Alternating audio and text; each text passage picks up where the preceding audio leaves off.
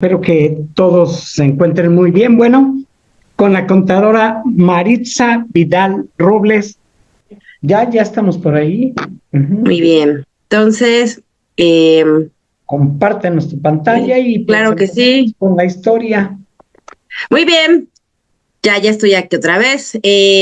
Pues vean, el día de hoy vamos a ver el ABC de los impuestos. Ahí igual si ya se me pueden confirmar si ya se ve mi pantalla Ya nuevamente. vemos tu pantalla y Gracias. Perfecto. Pues vamos a comenzar para que el tiempo sea provechoso.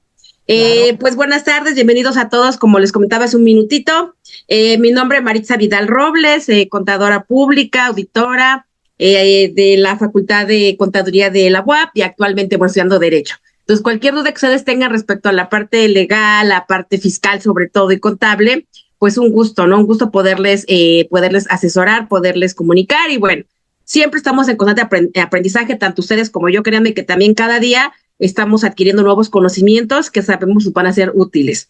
Y bueno, pues comenzamos. El tema es ABC, porque es como lo inicial, ¿no? De toda la parte de impuestos, de materia tributaria. Se llama ABC, decíamos entonces, porque partimos del inicio, ¿no? En el caso de que alguno de ustedes jamás en la vida haya visto algún tema de impuestos o ha escuchado hablar pero no sabe cuál es la esencia o de dónde surgen los impuestos, bueno, pues este es nuestro tema de hoy.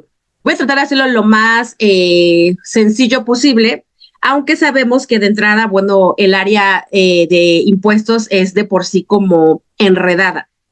Pienso que los legisladores lo han hecho a propósito para confundirnos y enredarnos y obviamente paguemos sin decir nada porque no logramos a veces entender lo que el legislador nos quiere dar a entender.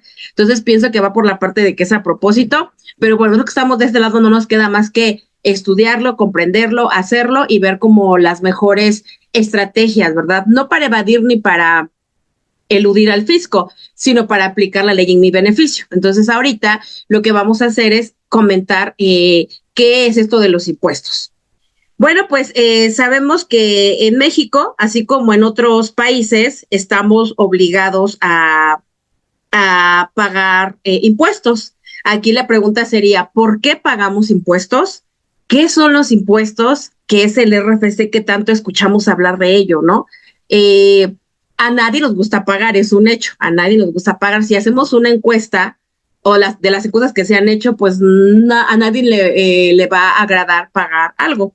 Sobre todo si vemos que no tenemos el beneficio o no tenemos, en este caso del gobierno, visto en qué se está invirtiendo nuestro dinero de estos impuestos. Ahora, ¿qué son estos impuestos? ¿Cómo es que le decimos contribución? ¿Cómo es que le decimos multa? ¿Cómo es que le decimos aprovechamiento, aportación de seguridad social? ¿O cómo es que le decimos derecho? ¿Será lo mismo? ¿No será lo mismo? Yo creo que ustedes también se han hecho estas preguntas. Y también aquí del RFC, pues de algún modo también saber si estoy obligado a darme de alta o lo típico que a mí me preguntaban, oiga, contadora, si yo si me doy de alta con un RFC en el SAT, ya tengo que pagar impuestos, ya me van a multar, ya me van a llevar a la cárcel, ¿no? Lo que comúnmente me preguntan. Pero no va por ahí. Tú a lo mejor te puedes dar de alta con un RFC, pero no es obligatorio que pagues impuestos. O sea, te puedes dar de alta con un RFC que te lo asigne el SAT, obviamente, y le das sin obligaciones fiscales y no te va a pasar nada. Ni estás obligado a tributar. Es más, si nunca en tu vida haces un movimiento fiscal, no va a pasar nada, nada más tienes tu RFC. Entonces, bueno, esas son las preguntas con las que arrancamos nuestro curso. Bueno, vamos a empezar hablando por qué, eh, por qué pagamos impuestos. Bueno, nosotros pagamos impuestos porque el hecho de vivir en un lugar nos obliga a pagar una renta. En México, la renta que pagamos se llama ISR, que nada más por estar en el territorio mexicano lo tengo que hacer. Pero mucho ojo, esta renta no le aplica a todos, solamente le aplica a las personas que tenemos una utilidad y también un ingreso.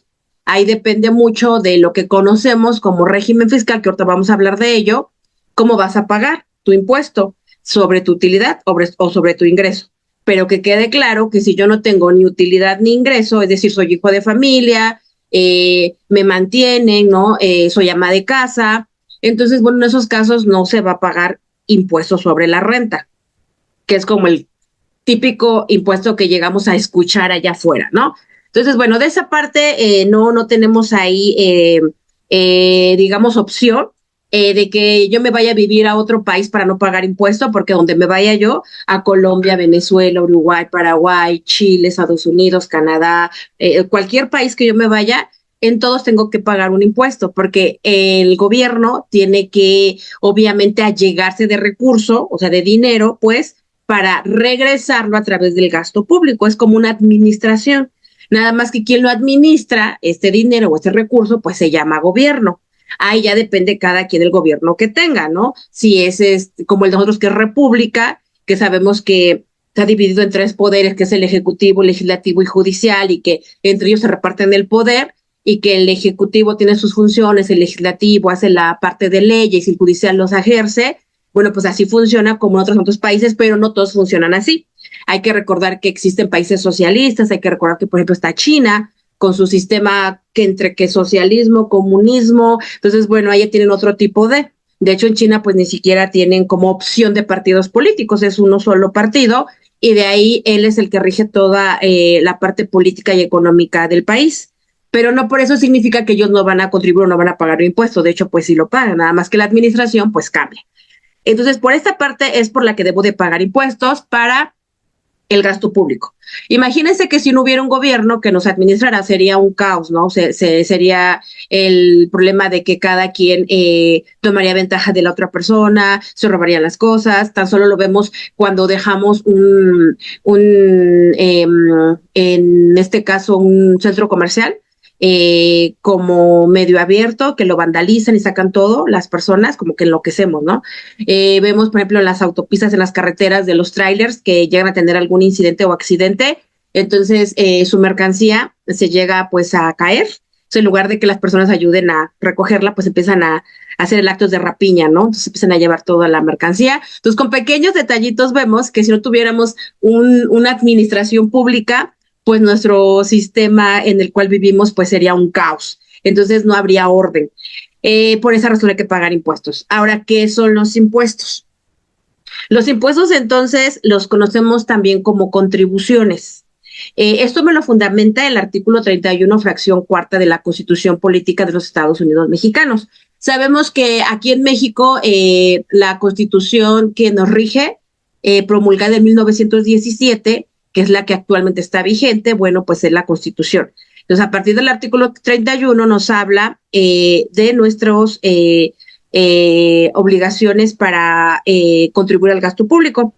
Después de la Constitución Política, tenemos otras leyes complementarias a la Constitución, como es el caso del impuesto sobre la renta, la que comúnmente conocemos. Y ahorita vamos a hablar también del IVA. Entonces, en el artículo 1, la ley de impuesto sobre la renta nos habla que todas las personas físicas y todas las personas morales están obligadas a pagar impuesto.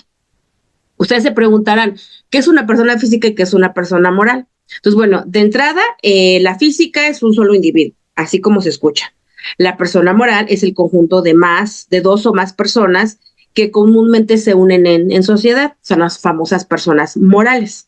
Entonces, bueno, la ley del impuesto sobre la renta así comienza, ¿no? A decir cuál es su obligación como persona física o persona moral. Ellas son las que están obligadas, pero les decía, no en todos los casos, solamente cuando se encuentren en la situación jurídica o de hecho prevista en ley. ¿Esto qué significa? Bueno, pues que es cuando la persona se coloca en la situación. Por ejemplo, yo soy una persona que me mantiene, no soy una persona que soy hija de familia, hijo de familia, y ya, no tengo situación jurídica ni de hecho, o sea, no estoy en el acto. Pero ¿qué pasa si se me ocurre poner un negocio y vendo pizzas afuera de mi casa? Entonces ya me pongo a vender mis pizzas, entonces empiezo a recibir un ingreso.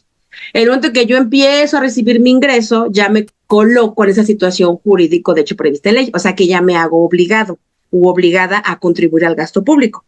Aquí, según la ley, nos dice, bueno, pues que los que van a contribuir al gasto público son los residentes en México, respecto de todos sus ingresos, cualquiera que sea la ubicación de fuente de riqueza de donde procedan.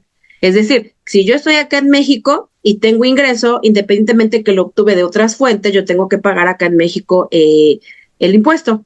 También los residentes en el extranjero que tengan un establecimiento permanente en el país respecto de los ingresos atribuibles a dicho establecimiento. Esto es muy común, por ejemplo, con las plataformas tecnológicas, ¿no? Como Uber, Didi, Mercado Libre, Amazon. Sabemos que son compañías o empresas que son extranjeras, no son mexicanas, pero como su dinero lo obtienen aquí en México, pues tienen que pagar impuestos en México. Entonces, acá tienen que tener, por lo tanto, o los obliga ya la ley a tener, por lo tanto, acá una oficina o un domicilio fiscal para que de esa manera puedan pagar impuestos. Eso pues se reguló a raíz de la pandemia, ¿no? Cuando la mayoría o muchos ocupábamos las plataformas tecnológicas, pues ellos tuvieron una de ingresos increíble. Entonces decía nuestro gobierno, ¿cómo es posible que estén enriqueciendo de los mexicanos, ¿no? Y no es que esté mal, nada más que paguen sus impuestos. Y obviamente que tengan aquí en México, pues un establecimiento permanente. También los residentes del extranjero respecto de ingresos por de fuentes de riqueza situadas en territorio nacional. Es decir, en la fracción 2 nos habla de las personas que tengan aquí la empresa, y en el 3 los que aún no teniendo como tal un domicilio aquí en México, pero su riqueza o su dinero sí provenga de México, ¿no? A lo mejor al revés. Hay una empresa que está con domicilio allá en Estados Unidos, pero todo el dinero que tiene es acá de México. Entonces, bueno, pues sí necesita de esa manera pagar sus impuestos. Decíamos entonces que de acuerdo a otra normatividad, que es el Código Fiscal de la Federación, nos menciona cómo se clasifican estos impuestos. Eso de acuerdo al artículo 2. Nos dice que los impuestos se clasifican, más bien las contribuciones se clasifican en impuestos, aportaciones de seguridad social, derechos y contribuciones de mejora. Nosotros siempre pensamos, bueno, al menos a mí me pasó, que creía que todo lo que era impuesto era aportarle al gobierno para el gasto público. Pero ¿qué pasa cuando yo voy y, por ejemplo, voy a pagar mi examen de titulación de la carrera de administración? Eso que yo pago se llama derecho. ¿Qué pasa si, por ejemplo, tengo una empresa, soy patrón y pago las aportaciones de seguridad social de mis trabajadores, aparte de las que mi trabajador pues tiene que pagar por el hecho de estar laborando y darlo de alta en el IMSS? Eso se llaman aportaciones de seguridad social. Las contribuciones de mejora, que es cuando le hacen alguna adición o mejora a una zona federal, también es otra parte de la contribución. Los impuestos, que son los que sí conocemos, de lo que son el tema que estamos viendo el día de hoy, que es lo que nos compete, los famosos impuestos. En este caso, los impuestos que vamos a ver nosotros son los impuestos federales, porque también vamos a comentar que hay impuestos estatales y municipales, pero los que nos absorben mayormente, pues son los impuestos federales, como ISR, IVA, y IEPS, que son como los más comunes. ISR, impuesto sobre la renta. IVA, impuesto al valor agregado. IEPS, impuesto especial sobre productos y servicios, ¿no? Es lo que escuchamos allá afuera comúnmente. Los derechos, como decíamos, es cuando pago algún tipo de pasaporte, una licencia, un permiso. Todo esto es dinero que recauda el fisco federal, que lo es a través del SAT, que es el Servicio de Administración Tributaria, que viene de Hacienda. Hay que recordar que, bueno, ya a nivel gobierno, ellos tienen que administrarse y organizarse, la famosa organización que ellos tienen. Entonces, tienen que tener sus secretarías, y sus secretarías a su vez tienen sus secretarías y sus departamentos, así se administran y se organizan. Dentro de la Secretaría de Hacienda y Crédito Público, pues se encuentra el famoso Servicio de Administración Tributaria, que me supongo la mayoría conocemos o que nos ha tocado en algún momento hacer un trámite allí. Sabemos que el SAT es el que nos hace los trámites de altas, bajas, como empresario, como trabajador, el que me hace una suspensión de actividades, un cambio de domicilio, el que me da mi RFC, el que me hace otros trámites como el de... ellos también como SAT pues hacen labor de auditoría, de recaudación, de asesoría, etcétera. Entonces, bueno, él es el encargado de ver estos temas como tal de impuestos.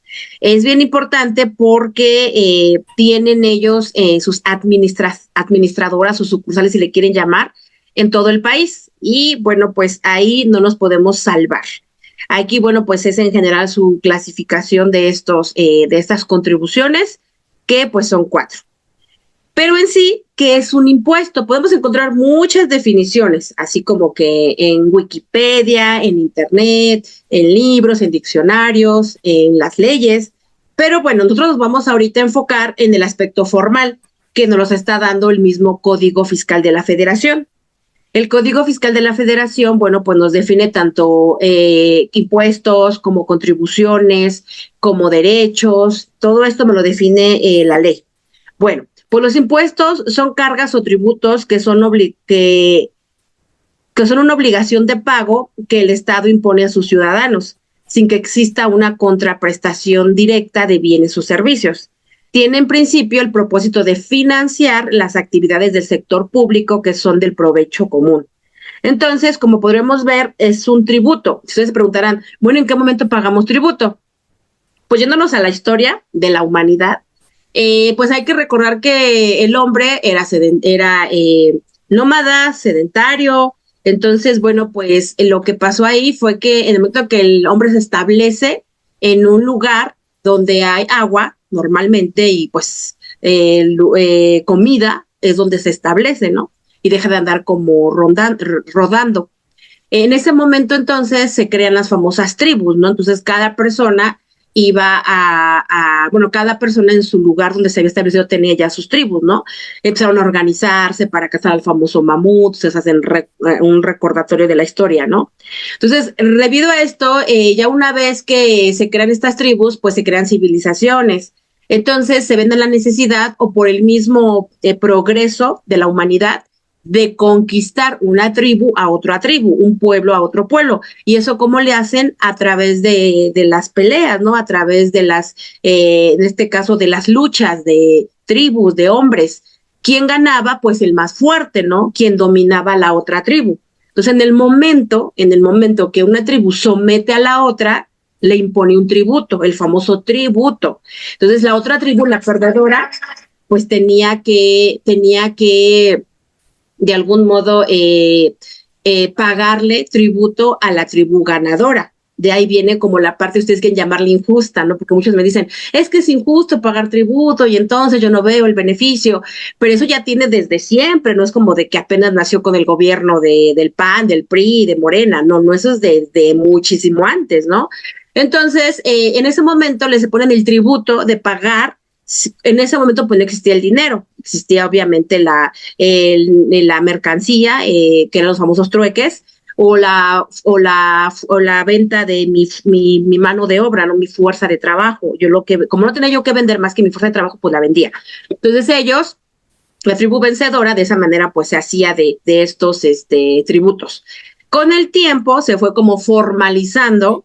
Y cuando llegamos a la revolución industrial, que es cuando ya la máquina de vapor predomina y bueno, ahí ya se crea la empresa, se crea ya como formalmente nuestro sistema capitalista, bueno, pues ahí sin lugar a dudas, en la forma de los gobiernos, pues se tiene que reorganizar e imponen mayores tributos o, dependiendo del gobierno, impone ciertos tributos. Pero en su mayoría de lugares o países, pues hablamos normalmente de los mismos impuestos, de IVA e ISR, aunque con otros nombres.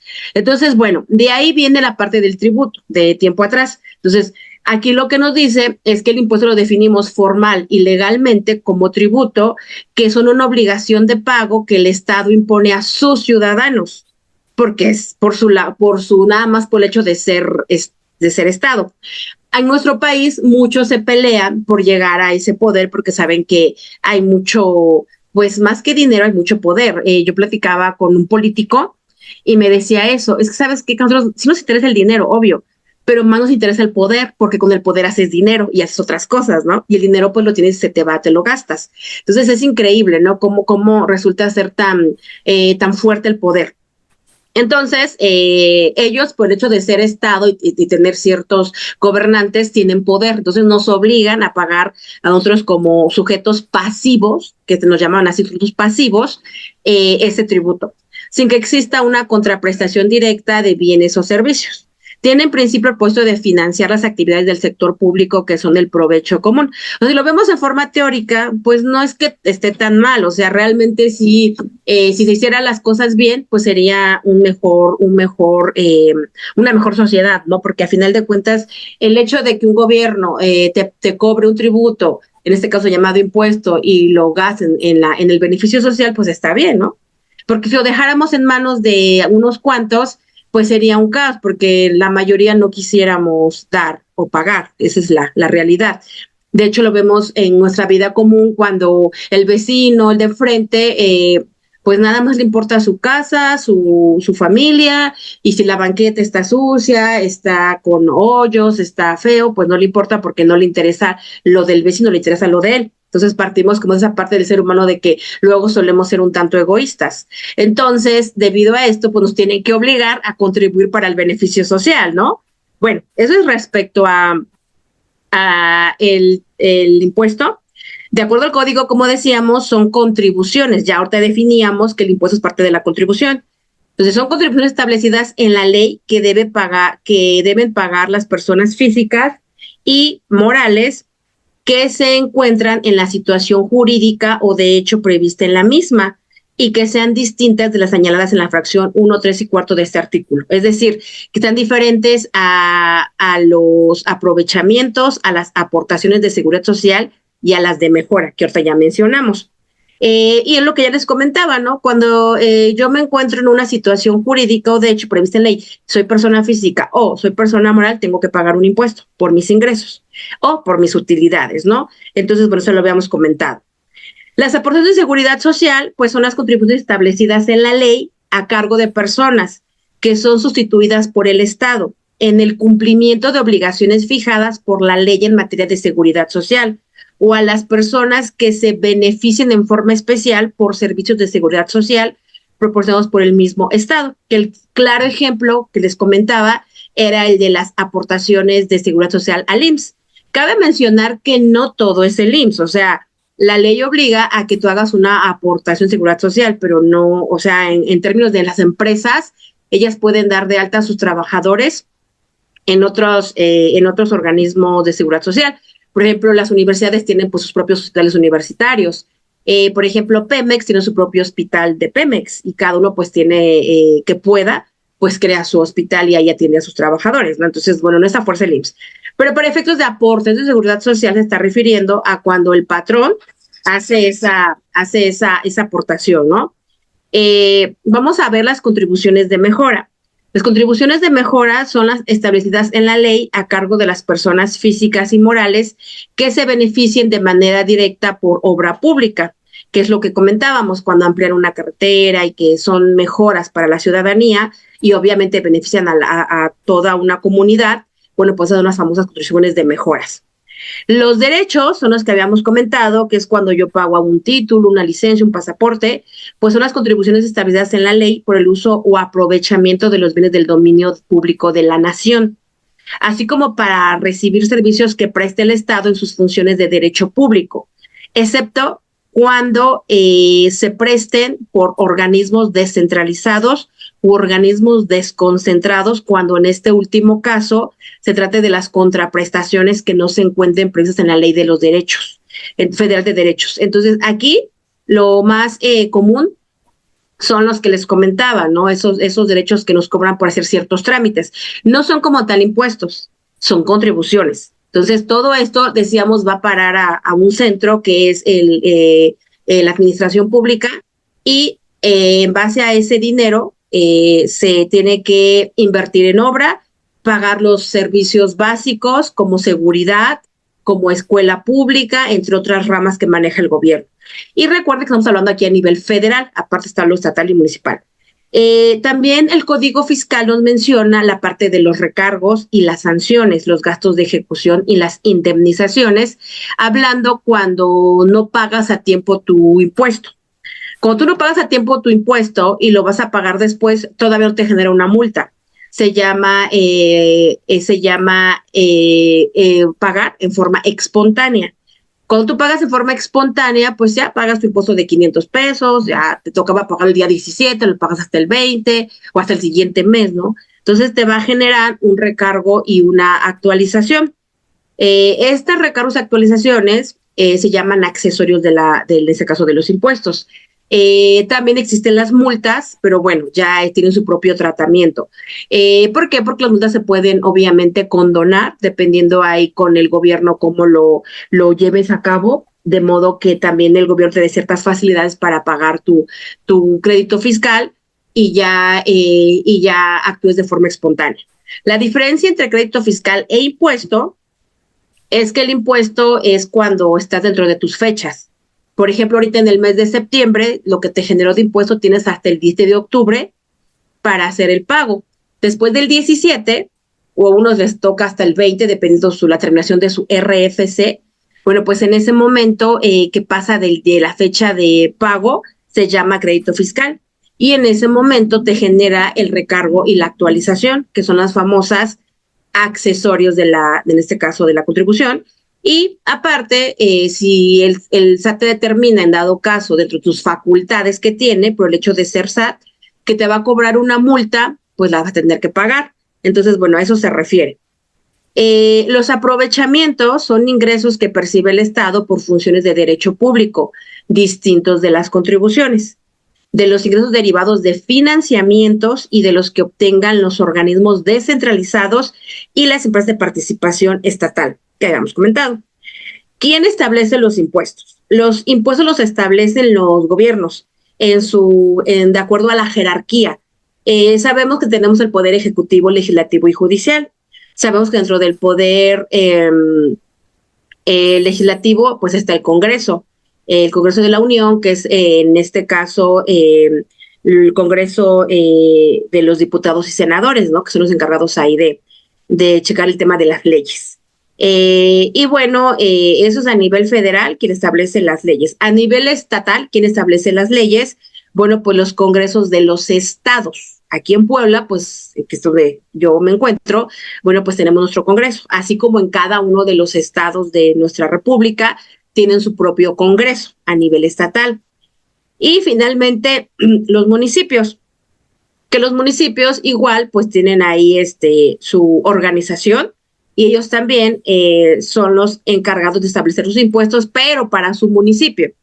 Esa es como la forma en cómo se van organizando. A nivel entonces federal, vamos a encontrar los siguientes impuestos: ISR, IVA y EPS.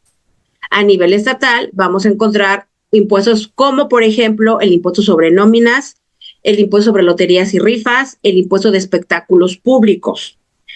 Aquí el Estado, obviamente dentro de su normatividad que lleva, puede pues imponer otros. Ahí depende mucho del Estado. Por ejemplo, aquí en Puebla se está pagando un impuesto que se llama impuesto sobre el hospedaje. Entonces, cada que una persona ocupa un hotel, tiene que pagar el porcentaje, independiente de sus impuestos federales, tiene que pagar sus impuestos estatales. Eso es independiente. Entonces, se vuelve un mundo de impuestos, ¿no? Dicen que lo único seguro en la vida es la muerte y los impuestos. Entonces, imagínense qué tan grande es esto. Ahora, los estados tienen su propia legislación. De acuerdo a sus necesidades van a imponer estos impuestos. Lo mismo en la federación, lo mismo el municipio. En la federación, pues nos enfocamos mucho porque sabemos que es el SAT, que hay multas, ¿no? Pero eso no significa que el Estado sea menos importante, también tenemos que contribuir.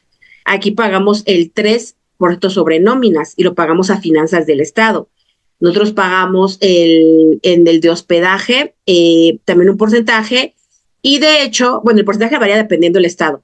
Pero el lunes, si no me recuerdo, lunes o martes, aquí del Estado de Puebla se aprobó que ven que las aplicaciones de Airbnb, ya ven que es cuando entras a la aplicación y buscas una casa para rentar durante el tiempo que estés tú viajando. A lo mejor quieres estarte unos meses en Oaxaca, un fin de semana en Oaxaca, pues para no pagar hotel, tú te metes en la aplicación de Airbnb y entonces, bueno, ya a través de esa aplicación, que es la intermediaria entre el dueño de la casa y yo que soy el huésped, pues lo que hace es que me facilita la plataforma rentarle a Airbnb, ¿no? Entonces, así queda intermediario.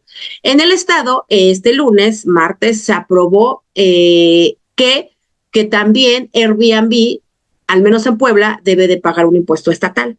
¿Por qué? Porque si esto es justo que los hoteles normales, que están dados de alta en el SAT y todo, que le pagan hasta tus impuestos, también Airbnb le paga sus impuestos a la federación. Pero decía el Estado, no es justo que entonces los hoteles yo sí les cobro impuesto y a Airbnb, que aunque no funja como tal como un hotel, pero su actividad sí es como un hotel, no esté pagando el impuesto estatal. Entonces ya se rumoraba del año pasado que le iban a grabar también a Airbnb aquí en Puebla a nivel hospedaje y a nivel estatal. Y ya se aprobó. Entonces ya quedó eso aprobado, entonces supongo que los demás estados harán algo similar. Airbnb, pues sí, sí paga sus impuestos al SAT como plataforma tecnológica, ese es su régimen fiscal. Y pues sí está pesadito, ¿no? Porque al huésped, que es finalmente el consumidor final, pues él tiene que pagar la renta de la habitación, tiene que pagar el uso de la plataforma, tiene que pagar obviamente sus gastos y ahorita, bueno, pues lo más seguro es que a él también le cobren la parte del porcentaje estatal. Así como cuando vamos a un hotel común y corriente en Cancún o Puerto Vallarta, vamos al hotel y ahí en el hotel nos cobran por automático lo de la habitación, lo del impuesto sobre hospedaje y lo que se derive. Entonces, bueno, así funciona. Y el municipal, que ahí vamos a encontrar lo típico que pago mi predial cada año. Ya ven que eso me incluye el alumbrado público, me incluye la recolección de basura, entonces pagas tu predial. La adquisición de inmuebles también tienen un gravamen. Las vías públicas son algunos ejemplos de impuestos municipales. No significa que sean los únicos y que sean todos, son algunos ejemplos. De los federales, eso sí, porque a todos como que de algún modo nos compete. Entonces, bueno, esos son como más fijos, ¿no? Pero bueno, así funcionan esta parte de los impuestos a nivel jerarquía de gobierno.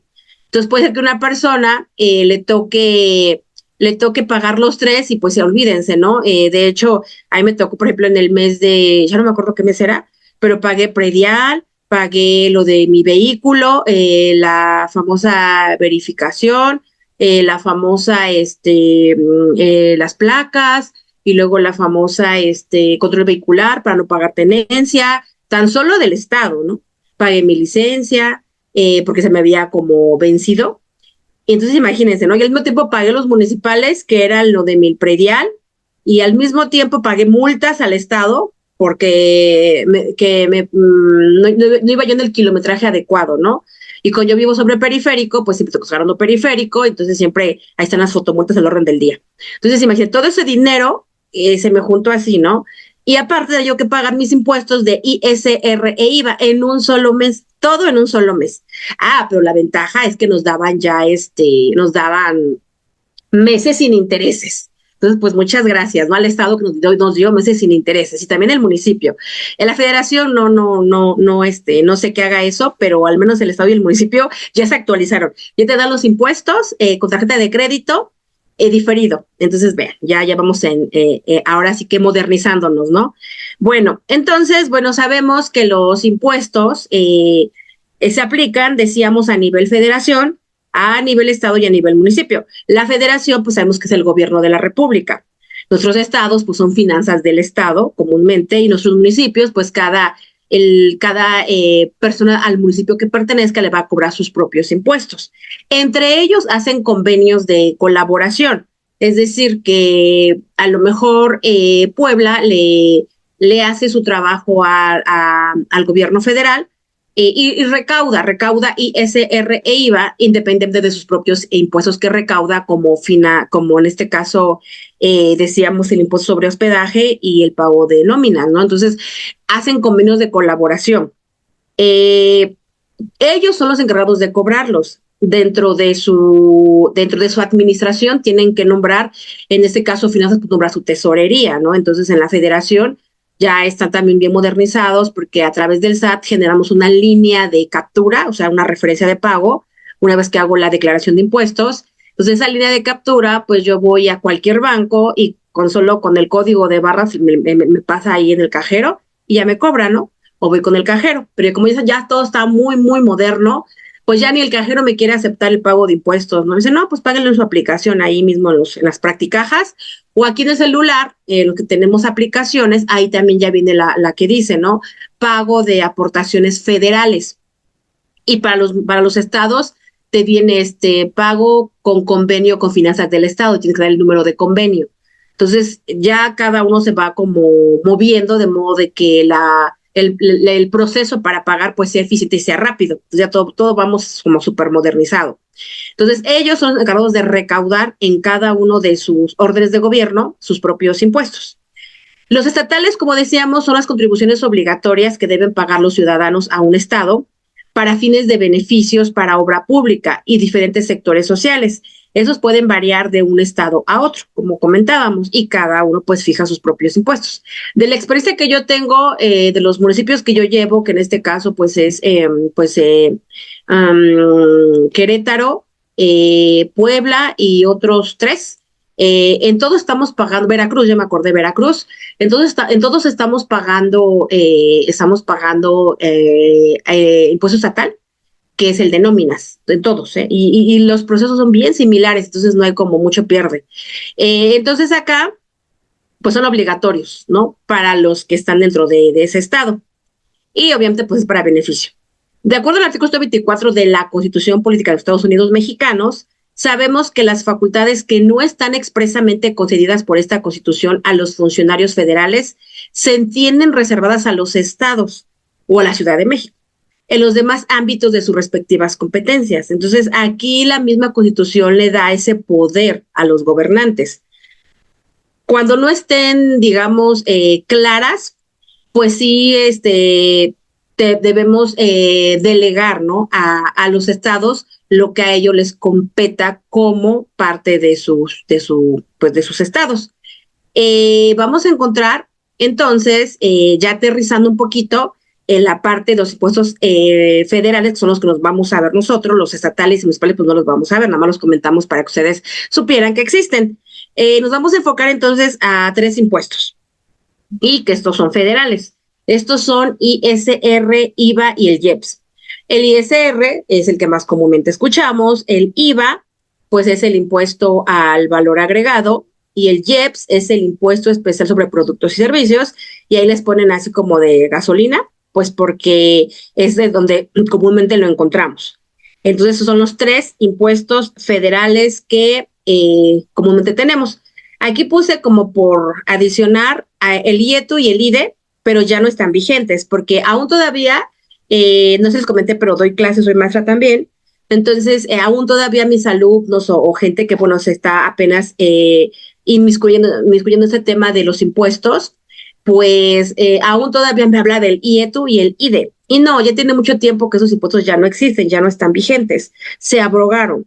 ¿Qué significa abrogar y derogar? Bueno, pues derogar es cuando solamente desaparece un artículo de la ley, y abrogar es cuando desaparece toda la ley. Entonces, en este caso se abrogaron, es decir, que desapareció tanto el IETU como el IDE. Ya por si ustedes lo llegan a ver, pues ya no le hagan caso porque ya no existe. Nada más que quedó como los apuntes, los antecedentes, ¿no? Bueno, pues vamos a comenzar hablando del IVA. Para empezar a hablar del IVA, debemos entender que el IVA es un impuesto indirecto. ¿Qué es un impuesto indirecto? Bueno, es aquel en el cual grava sobre el consumo. Y aparte no te das cuenta. Si tú quieres como enfocarlo en un término más sencillo, pues cuando no me doy cuenta. ¿En qué sentido? Que pues yo voy, me compro una computadora, soy asalariado o soy hijo de familia, soy ama de casa, entonces no soy dado de alta en el SAT, no soy dado de alta, ¿no? Entonces yo voy, compro mi computadora, compro mi celular, compro mi ropa, y yo bien feliz de la vida. Pero no me estoy dando cuenta que ya me están cobrando ahí el impuesto, que se llama IVA, impuesto al valor agregado. Se llama valor agregado porque lo agregan al valor. Por ejemplo, la computadora vale 10,000 pesos.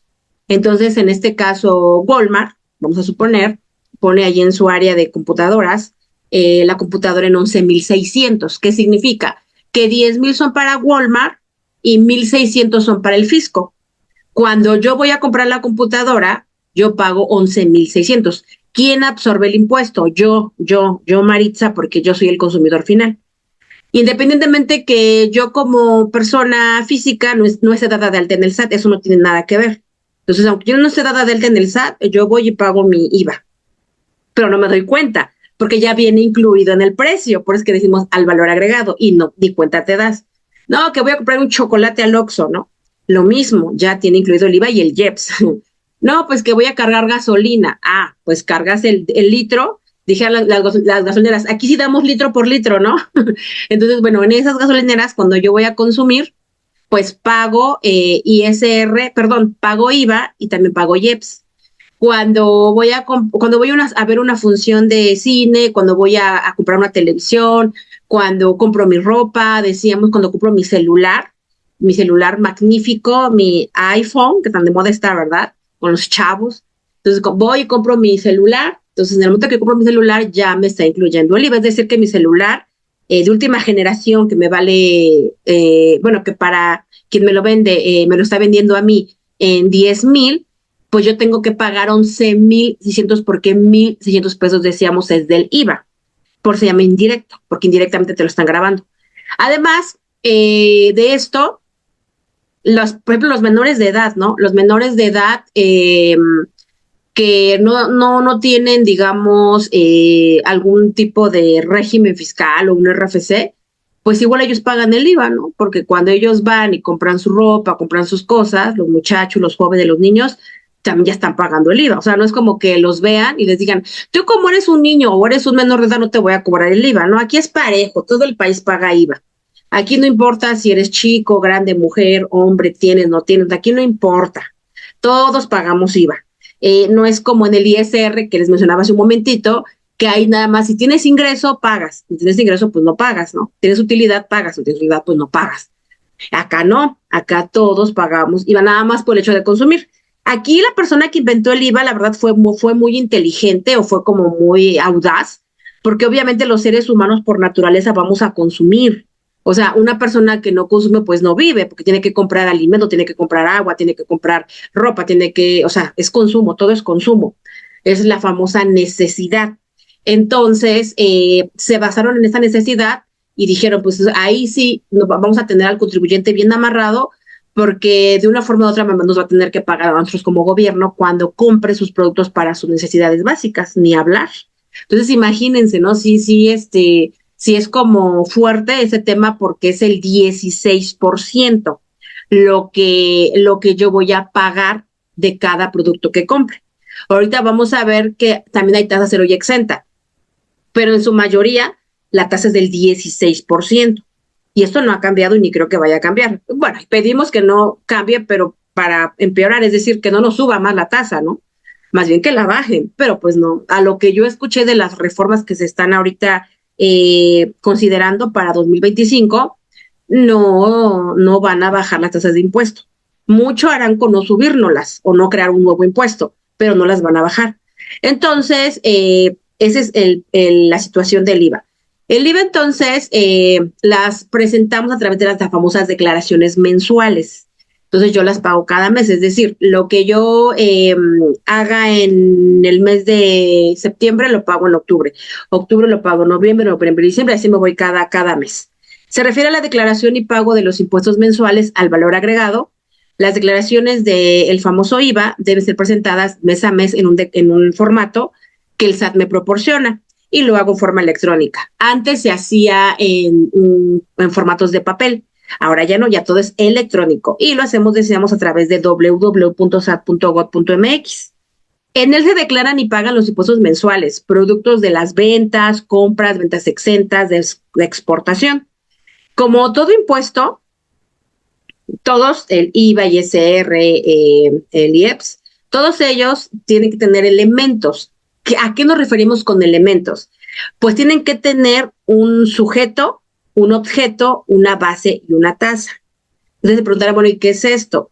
A nosotros queremos a fuerza, yo lo digo por experiencia, porque aquí en el despacho, bueno, pues tenemos varios contribuyentes y en su mayoría,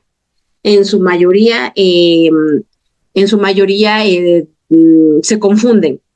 porque quieren que tanto para el IVA y para el ISR sea la misma base, sea el mismo sujeto, sea el mismo objeto y sea la misma tasa, y esto no funciona así, no funciona así.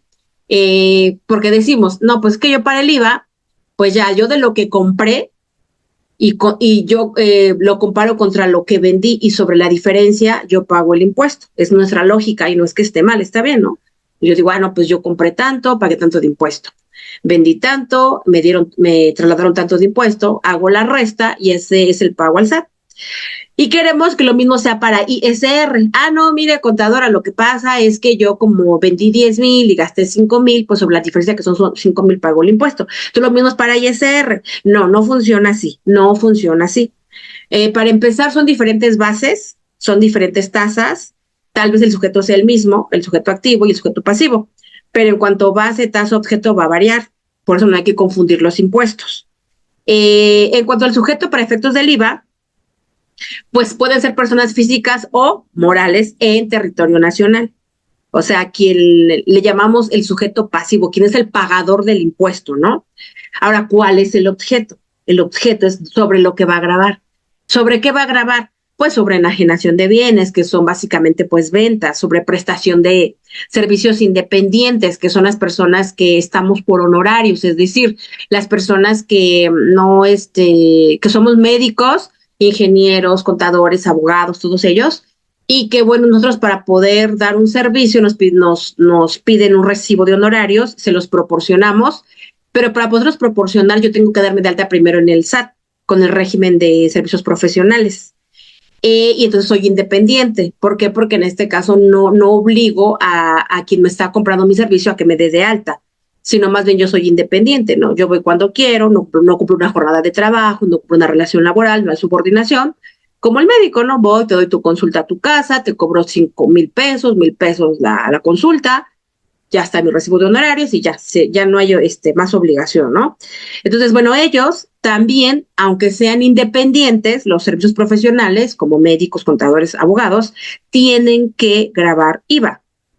Es decir, tienen que, en mi caso, por ejemplo, que yo vendo mi servicio, yo tengo que cobrarle el IVA a mi cliente y ya el cliente me lo traslada, me lo da a mí y ya yo se lo doy al SAT, ¿no? Entonces, así funciona. Después, los que otorguen el uso o goce temporal de bienes, que son básicamente los que rentan. Entonces, si yo, Maritza, tengo una casa, un departamento, una oficina, un local y lo rento, al momento en que yo rento ese local, yo tengo que cobrarle a mi cliente o a mi arrendatario el importe del IVA al 16%.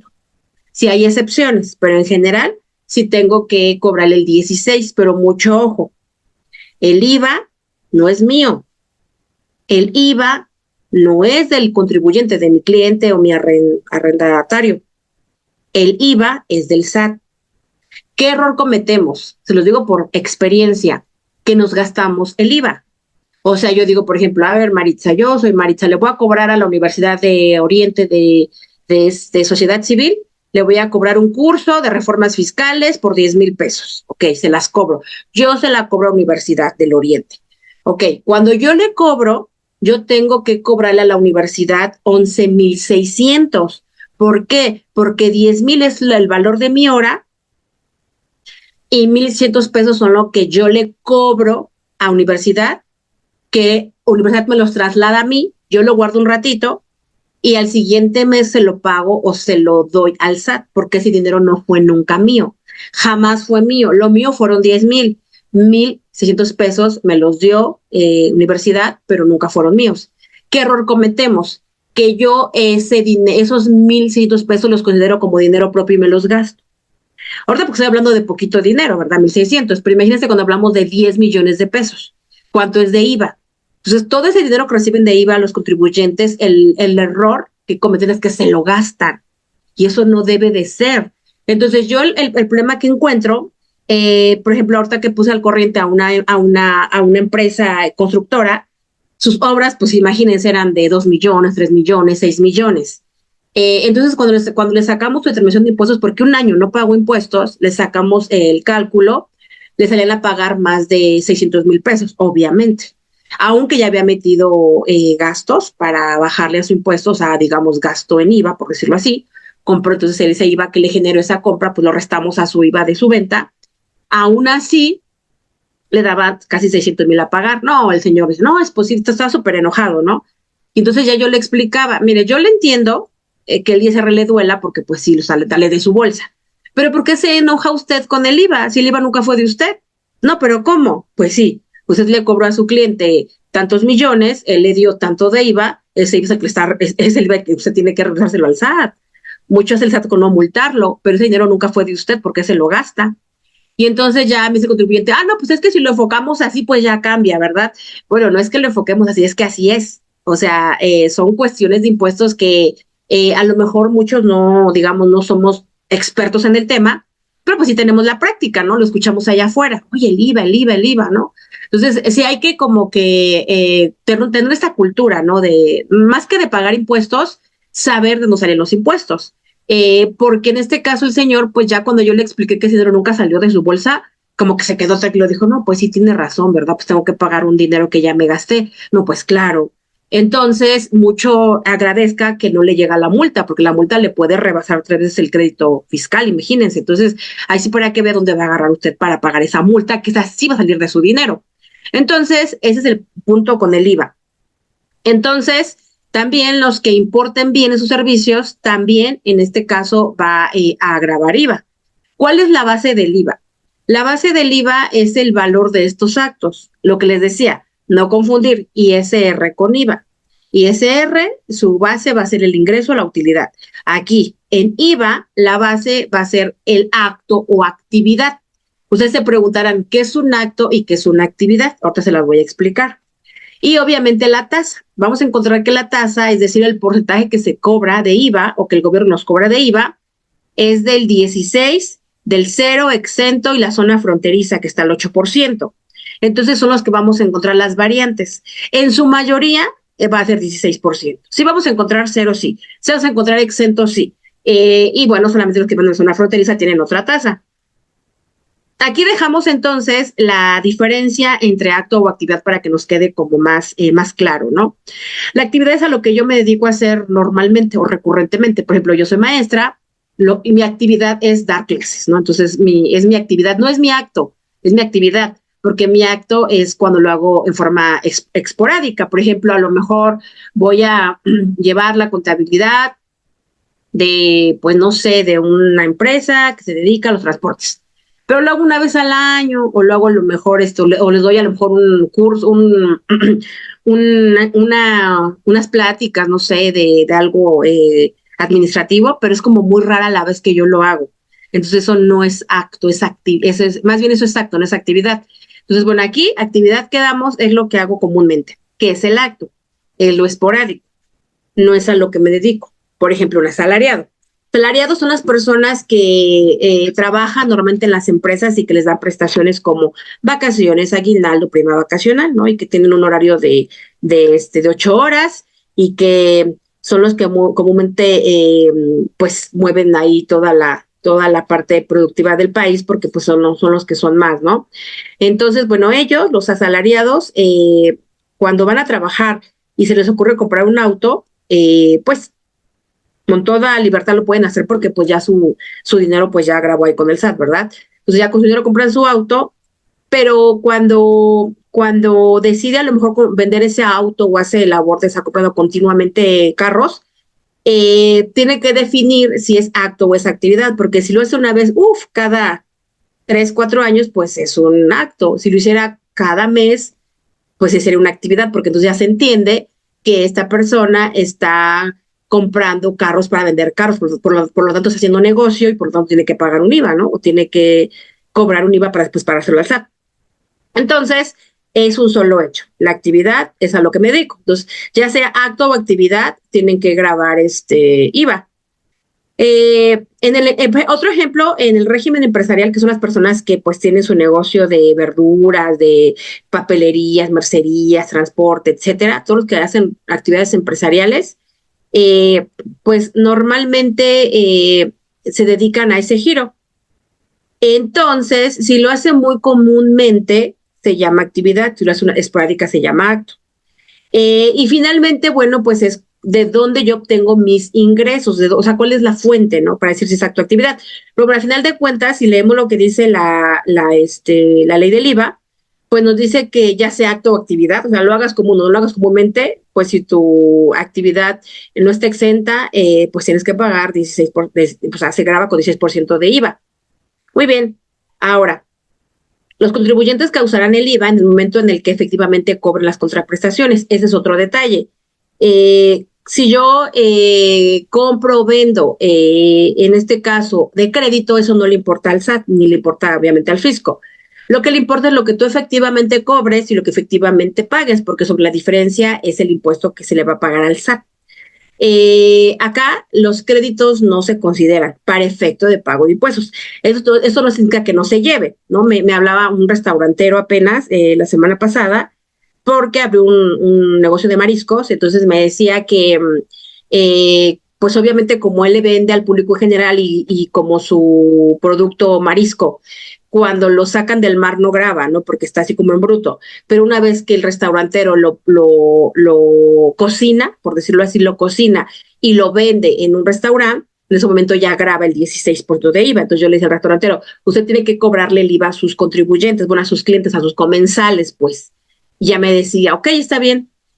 Entonces, a la hora de los impuestos, me dice, no, ¿sabe qué? Su lógica. Y bueno, yo la mayoría sí lo teníamos. Sabe que, mire, es que yo vendí 300,000 pesos, ¿no? En este mes de los mariscos, ¿ok? Y gasté 200,000 pesos en la compra de los mariscos. Entonces, 300 menos 200 me da 100,000 de diferencia, de los cuales de eso grabaría el IVA. Pues está lógica su deducción, ¿verdad? Pero no funciona así. Oye, ¿pero por qué? Porque vea, usted todo lo que vende, todo lo que usted vende, usted lo va a grabar, porque es un producto que ya está industrializado, y así lo maneja la ley del IVA. Pero de lo que usted compre, pues no todo graba al 16. Por ejemplo, estoy segurísima que usted compra marisco, así en bruto, obvio, en el mercado o así, y obviamente ya aunque le den factura, y aunque le facturen porque es su obligación facturar, obvio, no está grabado. Es tasa cero o exento. Entonces no le va a bajar su IVA, de su IVA pues que le cobró usted a sus clientes. No, pero ¿cómo es posible? Me decía, entonces ya para qué factura, mejor ni voy a facturar, mejor ni voy a hacer nada. Entonces ya fue cuando le dije, a ver, una cosa es que no le grabe y otra cosa es que no pida factura y que no esté obligado a llevar contabilidad. Usted tiene que llevar su contabilidad, tiene que emitir sus facturas, tiene que pedir facturas de gasto porque esa es su evidencia de que su negocio no es un negocio simulado, no es un EFO, no es un negocio que hace funciones ilícitas. Entonces, todo eso usted lo puede comprobar con su facturación, que es un negocio pues real y bien. Otra cosa es que su impuesto no le ayude mucho el IVA de sus compras con el IVA de sus gastos, de sus ventas, porque a final de cuentas siempre va a ser así por su giro, porque es de alimentos. Entonces, a lo que voy es eso. Finalmente, sí tenemos que considerar que yo tengo que facturarlo o tengo que pedir factura aunque tenga tasa cero o exenta.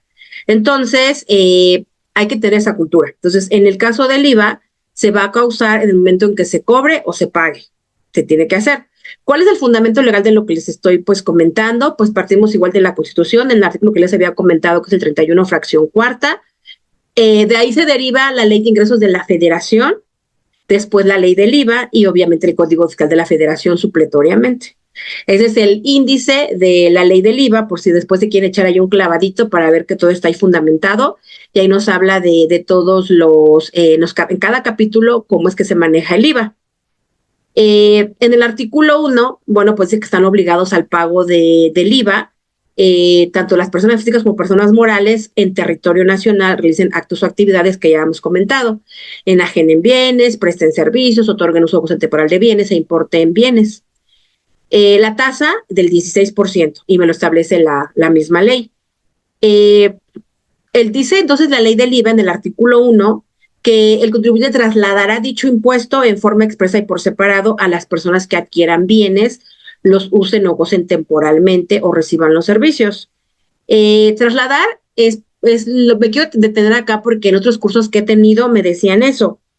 Soy una contadora, pero es que cómo dominar el IVA, ¿no?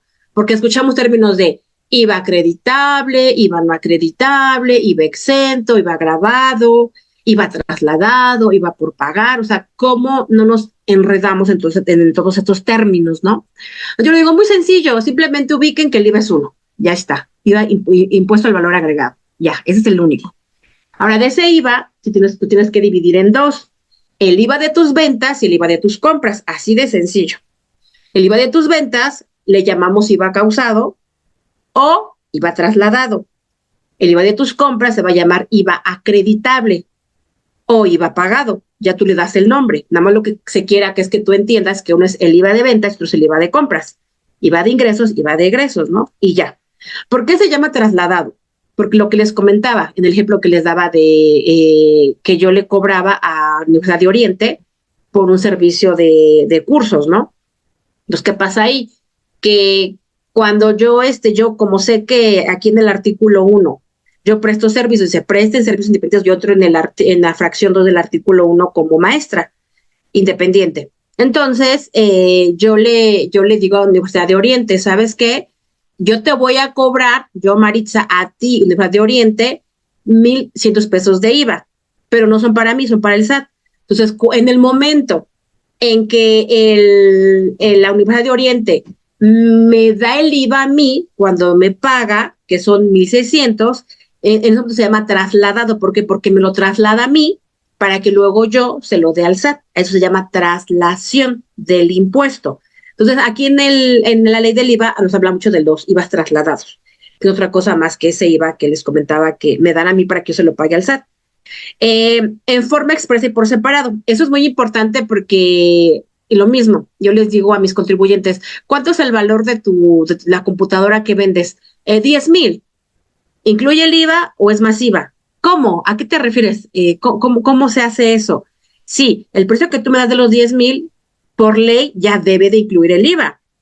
No es como que 10,000 y le saco el IVA. O sea, ya ven que luego vamos a consumir algún producto y me dicen, o como consumidor, yo les digo, ¿sabes qué? Hazme una factura. Y me dicen, sí, pero le voy a aumentar el IVA. Yo me quedo, ¿pero por qué? Si el precio que tú me das ya debe de incluir el IVA, porque así lo marca la ley, no lo digo yo.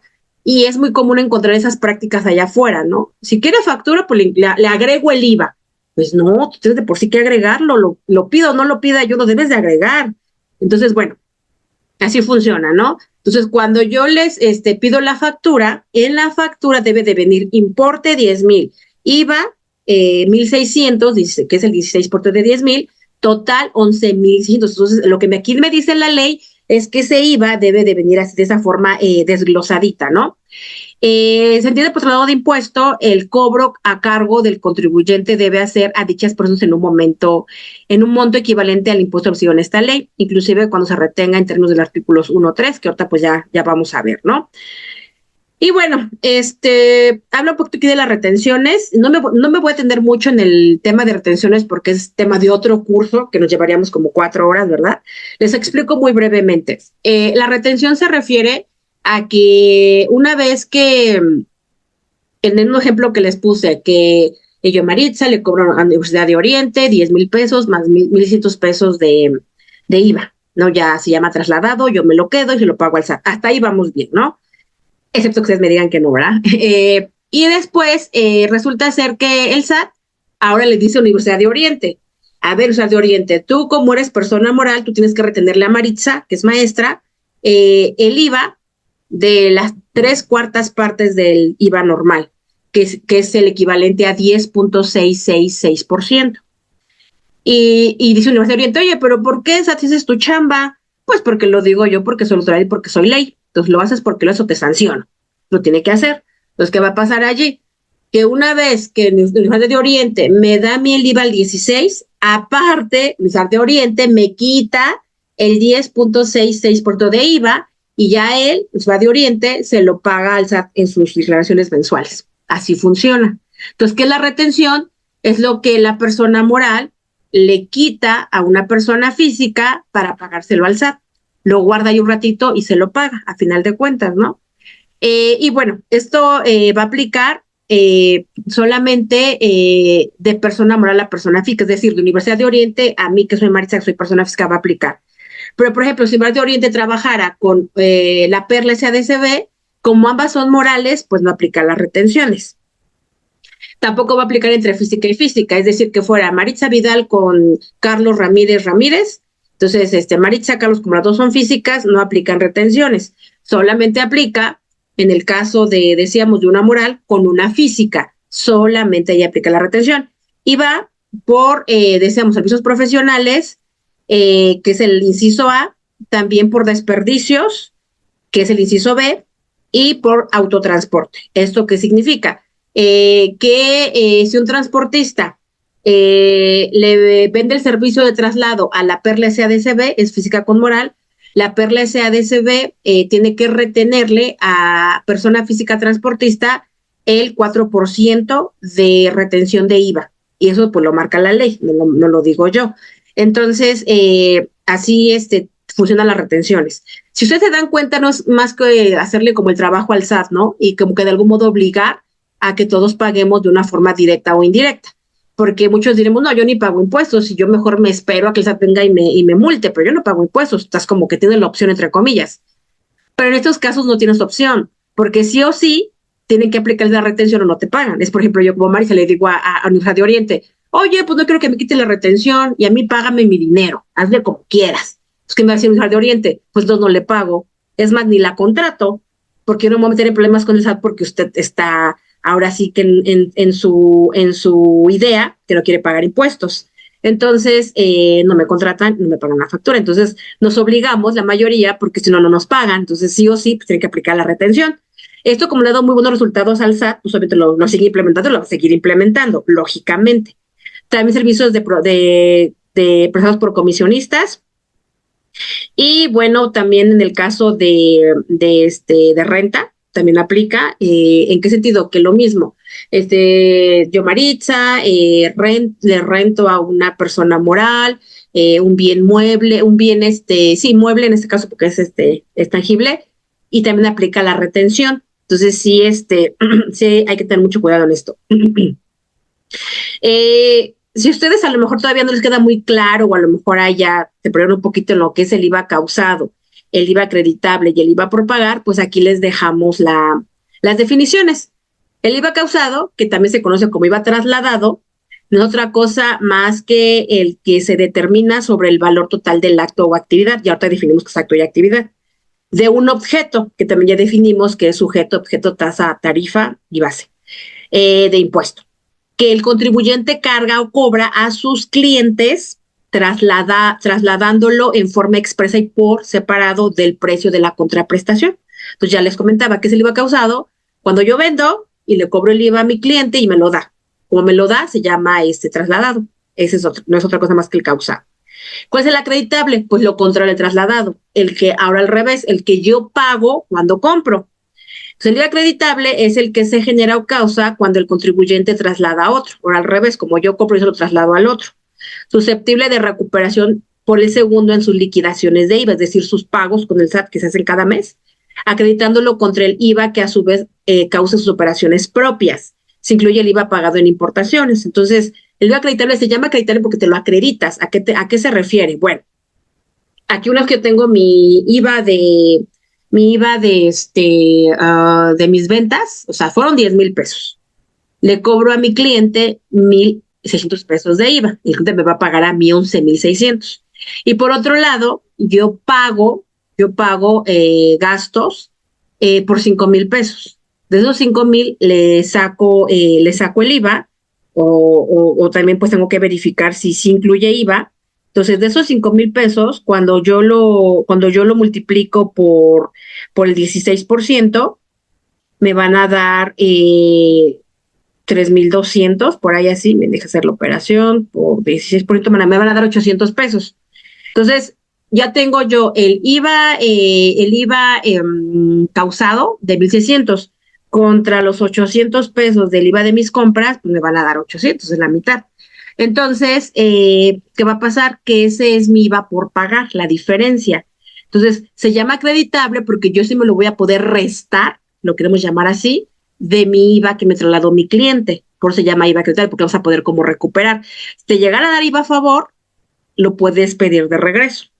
Entonces, ahí la verdad que en IVA, la verdad es que no se me hace como tan complejo, se me hace más complicado ISR, porque acá no acumulas, acá todo es lo directo, ¿no? Lo que vendí contra lo que compré en el mes y vámonos. Y otra vez el otro mes lo mismo y así te vas. Nada más haces una resta, dice acá.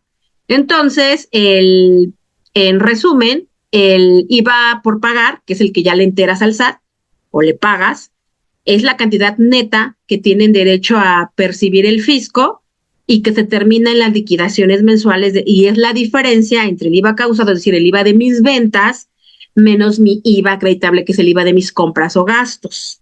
Entonces, la diferencia es la que yo le voy a pagar al SAT. No sé si acabamos viendo, hay alguna duda, hay algún comentario. Tengo aquí 4 mensajitos, vamos a leer antes de continuar. Dice, los doctores, nos dice Caro, los doctores siempre nos dicen, ¿quiere factura? La consulta le vale más. Baja lo que les comentaba. ¿La quiere o no? Allí ¿cómo definir qué nos conviene? Perdón, no tengo audio por escribir. No te preocupes, de hecho es mejor aquí en mensaje, Caro, para que pueda yo leer con calmita. Dice en reciclo, si soy persona física, siempre hacen retención, sea persona física, sea persona moral. Agarramos con la primera. Sí, como les decía, miren, una cosa es el ser y otra cosa es el deber ser. En el ser, o sea, lo que marca la ley, en estricto apego a ley, todos los precios que nos den a nosotros como consumidores tienen que incluir IVA. Es por ley, o sea, no lo digo yo, lo dice la ley. Aparte, obviamente, están los que graban a tasa cero, como los medicamentos y los exentos, es otra cosa. Pero de entrada, yo tengo que pedir mi factura y el precio ya debe de incluir el IVA. No es que yo sea como conflictiva ni que me quiera yo meter en problemas con mis contribuyentes o que quiera yo a ustedes invitarlos a que hagamos una manifestación y nos levantemos en armas, ¿verdad? No es el caso. Pero ven que dentro del plan maestro que tiene el SAT, le va a dar mayor énfasis a las denuncias públicas. Entonces, en el 01800, ahí hay un teléfono de denuncia, tú ya hablas por teléfono. A ver, SAT, fíjate que aquí el doctor Juan Pérez él me dice que la factura es masiva. Entonces, ¿de qué se trata, no? Eso sí te dan, si no las dan, si bien nos va, no las dan. Pero hay quien nos dice, no, es que yo no doy facturas, ya hágale como quiera, es más, busques otro doctor.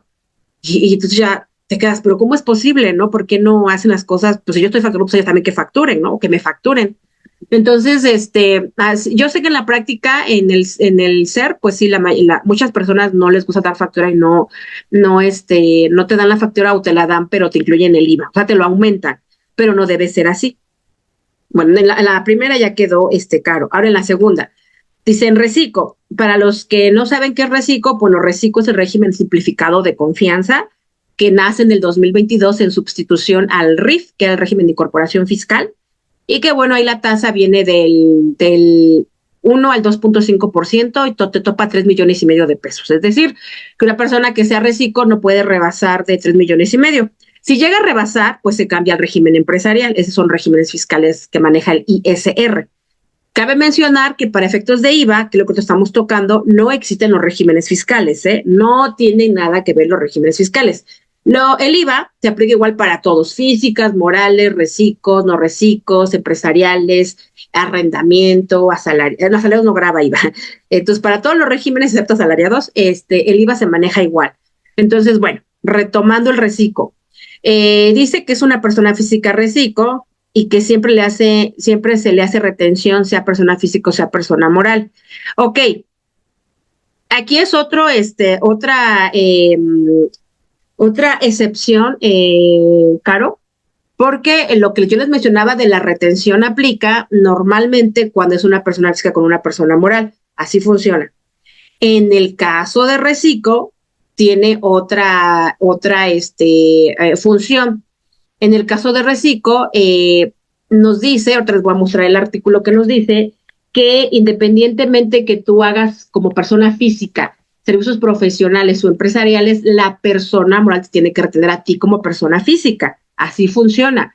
Pero tanto en reciclo como en los demás, sí nos marca la ley que tiene que ser una física con una moral. Y el fundamento, pues ya se los puse, ¿no? Ahí ustedes lo pueden tomar y llevárselo a la persona y decir, aquí es el fundamento legal. Porque no puede ser que una física le retenga otra física. Y tampoco puede ser que una moral le retenga otra moral, independientemente del régimen fiscal, porque no funciona así. No funciona así, excepto, bueno, que ellos también, los que nos están reteniendo, nos muestren con la ley en la mano, porque nos están reteniendo, ¿no? Porque pues, no lo maneja la ley, pues que ¿dónde se lo sacaron? Entonces, sí, yo aquí por eso les dejo los fundamentos para que lo puedan ustedes también corroborar. Entonces, en conclusión, así funciona. Me dice, en ISR es 8.5% decibel de ISR, en IVA se toma esa misma proporción. No comprendo bien la pregunta, Caro. Te refieres a ISR, pero ¿qué régimen? ¿Asalariado, reciclo, empresarial?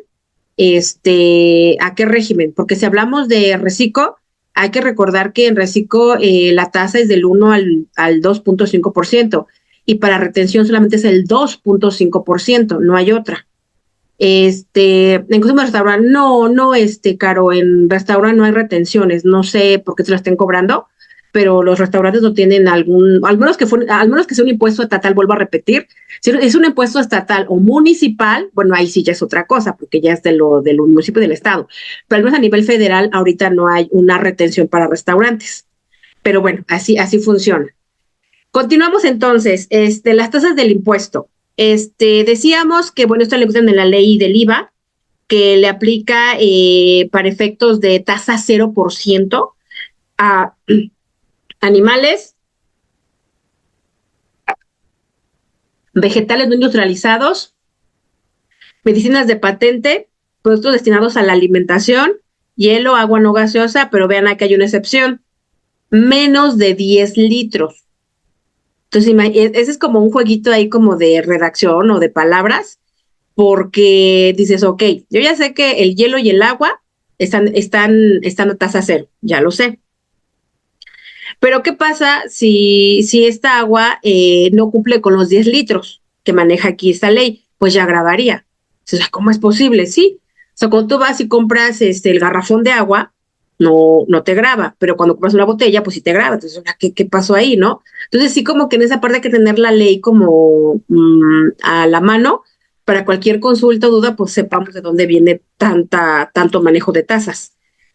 Maquinaria para usos agropecuarios y de embarcaciones, el oro, cuando tenga mínimo el 80%. Libros y periódicos que editen los contribuyentes, 0%. Vamos a encontrar también que las prestaciones de servicios que se destinan a actividades agropecuarias y pesqueras también van a estar a tasa 0. El uso o goce de maquinaria y equipo de actividades agropecuarias y pesqueras, la exportación. Vamos a encontrar también aquí un mapita de la zona fronteriza para que ustedes vean dónde se aplica la tasa del 8%. El 8% se aplica en toda lo que es aquí la zona fronteriza, que aquí no los marcan, para que cuando a ustedes les toque viajar por allá, pues sepan que la tasa que se maneja es el 8%. Pero de ahí en fuera en todo el país va a ser el 16% o tasa 0, ¿no? Para que un impuesto al valor agregado lo podamos acreditar, pues tiene que cumplir ciertos requisitos. Por ejemplo, que sea estrictamente indispensable. Es decir, que vamos a suponer yo ya me di de alta, yo soy maestra, le doy mi factura a la Universidad de Oriente, ya quedamos que yo le cobro un IVA que me traslada y aparte Universidad de Oriente me quita una retención que es de IVA. Entonces, bueno, para que entonces Universidad de Oriente lo pueda restar a sus impuestos, es decir, ese IVA de ella, que es acreditable, le valga, pues tiene que tener ciertos requisitos. Por ejemplo, que tenga que ver con el giro, ¿no? ¿Por qué? Porque muchas personas facturan cosas que no tienen nada que ver con su giro. Por ejemplo, facturan ropa, facturan a lo mejor muchísimos celulares, facturan a lo mejor despensa, facturan a lo mejor hoteles en la playa, que no es que esté mal, ¿verdad? Pero no tienen, o sea, no son estrictamente indispensables. Entonces, si no es indispensable, o sea, para el giro al que te dedicas no lo puedes meter. O sea, es diferente que yo diga, voy a meter jitomate, cebolla, ajo, pollo, pues porque eso, tengo un restaurante, pues claro que es válido. Pero yo, por ejemplo, como maestra, como contadora, ¿por qué metería pollo o por qué metería jitomate, cebolla y ajo? O sea, nada, no tiene nada que ver con el giro al que yo me dedico. O sea, yo que al final de cuentas yo sí lo estoy gastando porque pues sí estoy pagando el IVA cuando lo compro porque sí lo estoy haciendo, pero no me es indispensable para mi giro, que es el de docencia o el de contadora, o sea, lo que se refiere, ¿no? Y también que sea trasladado en forma expresa y por separado. Si tú le dices al SAT, es que ahí viene incluido SAT, es que son 11,100 pesos y ahí ya viene metido el IVA. No, tienes que separarlo en la factura y que obviamente ya ha sido pagado o cobrado. Entonces, en este caso, los créditos aquí no entran. O sea, sí se registran contablemente, pero para efectos de impuestos no se consideran. Que hay que integrar esta retención, es decir, hay que hacer la declaración, hay que prestársela al SAT y en su caso, si es que sale a pagar, pues tengo que irla a pagar. Aplicación de procedimiento de acreditamiento, que se los voy a enseñar. ¿Qué es el acreditamiento de grabadas exentas? Como tienes todo revuelto. Es decir, yo tengo un médico que tiene tasa 0, tasa exenta y tasa 16. ¿Qué haces? Si tienes tasa 0, entonces, ¿cómo le haces con los gastos? Si por un lado tus ventas tienen las 3 tasas y tus gastos todos grabaron, ¿cuál sí, cuál no meto? O sea, ¿cómo le hago allí? O sea, ahí nos dice que sacas una parte proporcional, no sacas un factor. Entonces, eso es a lo que se refiere al artículo 5, que debes de sacar tu acreditamiento. Cuando tienes las 3 tasas, pues sacar su parte proporcional, ¿no? Bueno, ese acreditamiento del IVA es el que les comentaba.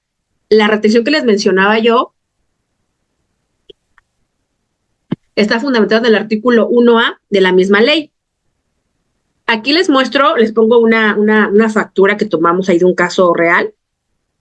En este caso, si se dan cuenta, aquí en la factura, si tengo el subtotal que son 4,803, suba de 768, que es lo que yo les decía, ¿no? Vamos a suponer que yo le cobro a Universidad de Oriente 4,803, de los cuales el IVA que me traslada Universidad de Oriente a mí para que eso lo pague al SAT son 768 pesos.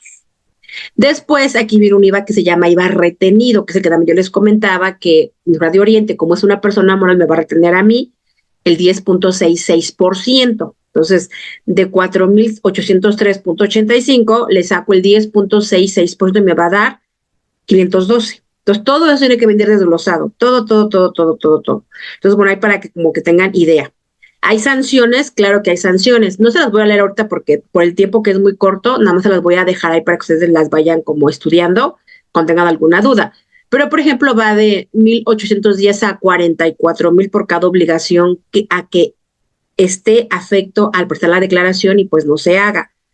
De 1,810 a 22,000, entonces de declaraciones, no me deja ver. Ay, aquí está, por cada una de las obligaciones no declaradas. Entonces, bueno, ahí para que tengamos, porque normalmente me preguntan lo mismo. Ay, contadora, ¿y cuánto tengo que pagar, no? ¿Cuánto, si no lo hago, cuánto me costaría esa multa, no? Aquí están algunos ejemplos de las sanciones, de 18 a 36,000, de 1,000 a 5,000, de 1,000 a 4,000, de 30 a 120, 240 a 440, pero por cada cosita, ¿no? Ve toda la lista. Entonces, bueno, para cerrar el tema del IVA, aquí les traigo un ejemplo.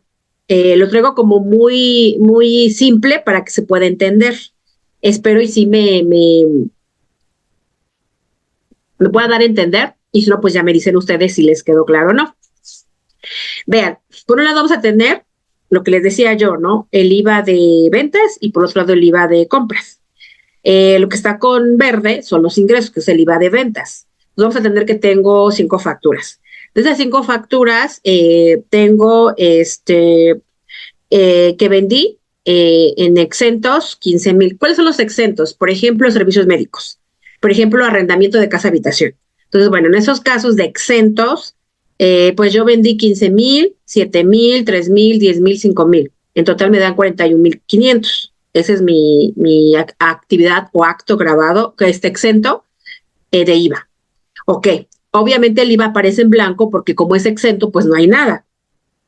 Ahora, por el otro lado, que está como color que se llama gasto, va a ser mi IVA de gasto, o sea, lo que yo pagué a la hora de que compré o egresé cierto dinero para el giro de lo que me dedico, que a lo mejor soy médico. Entonces, ya sumo todos mis ingresos, mis actos o actividades, y son 66,491.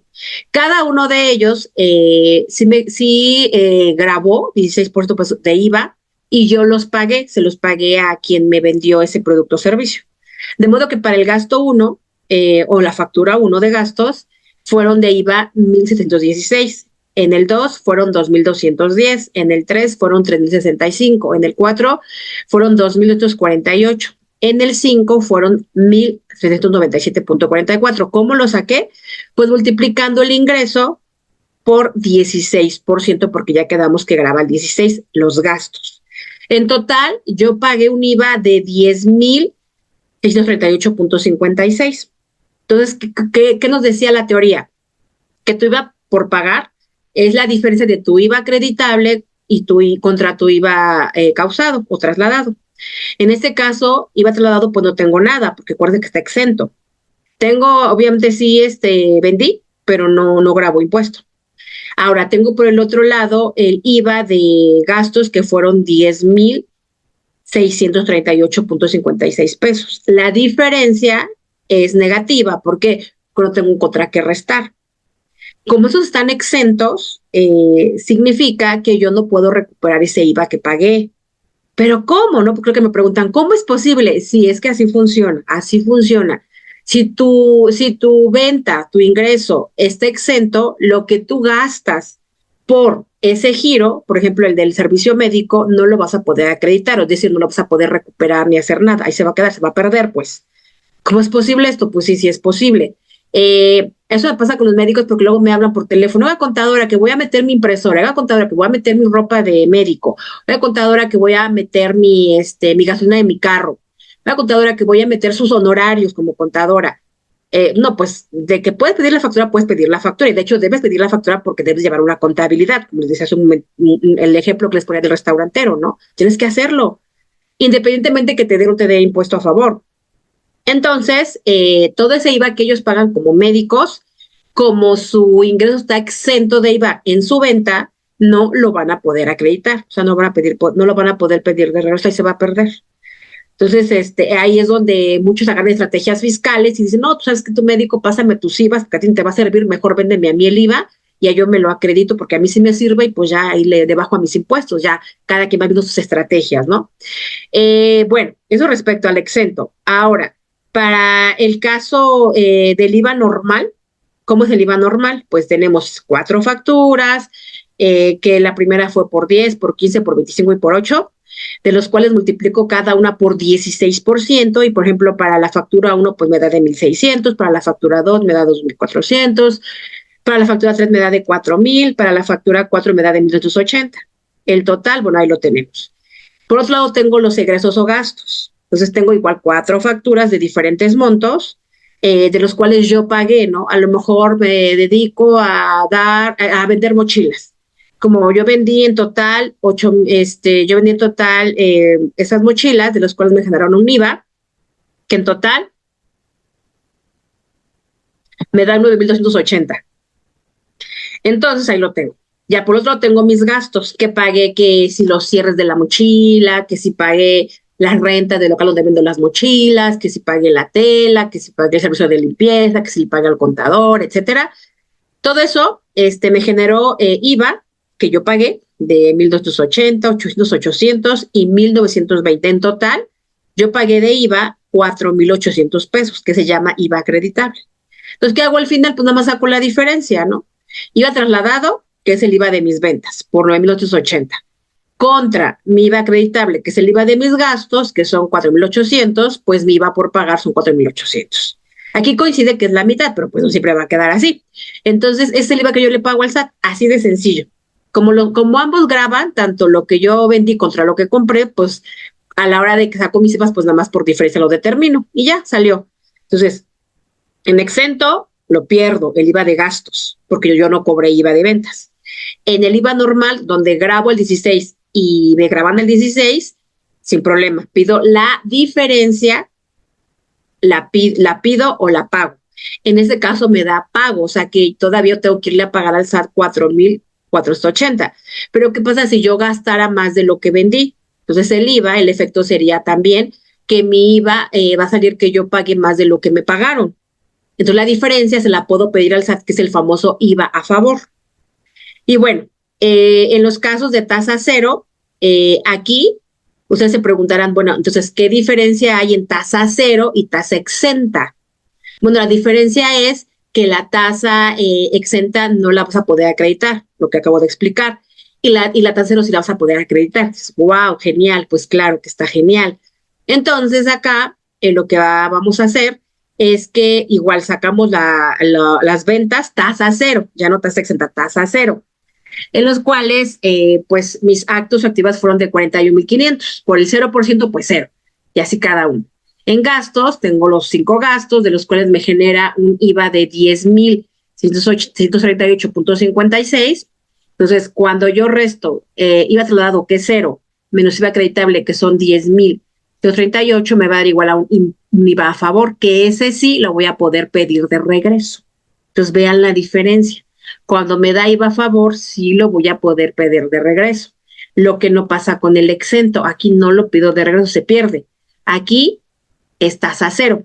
O sea, sí, sí lo puedo pedir. Por eso dice, diferencia entre IVA exento y tasa cero es que el exento no lo recuperas, y en el tasa cero sí lo puedes acreditar. O sea, sí lo puedes pedir de regreso. Y el de 16, pues ya lo vimos, esa nada más es la diferencia, ¿no? Lo que decía aquí la ley es cuando tengo como de chile, de mole, de rajas, ¿no? Tengo como de todo, hay que sacar una proporción. Entonces, si yo tengo, por ejemplo, ingresos en los cuales 15,000 fue tasa cero, 7,500 fue tasa 16, 3,500 fue tasa cero, 10,000 fue tasa 16, 5,500 fue tasa exenta, y tengo gastos que todos me grabaron IVA, ¿qué hago allí? Pues se dice que sacas una proporción, que ahorita la vamos a ver, y esa es la que le das el valor para tu IVA acreditable. Aquí se los explico así como bien ampliamente, ¿no? Vamos a poner el ejemplo de la doctora Nayeli.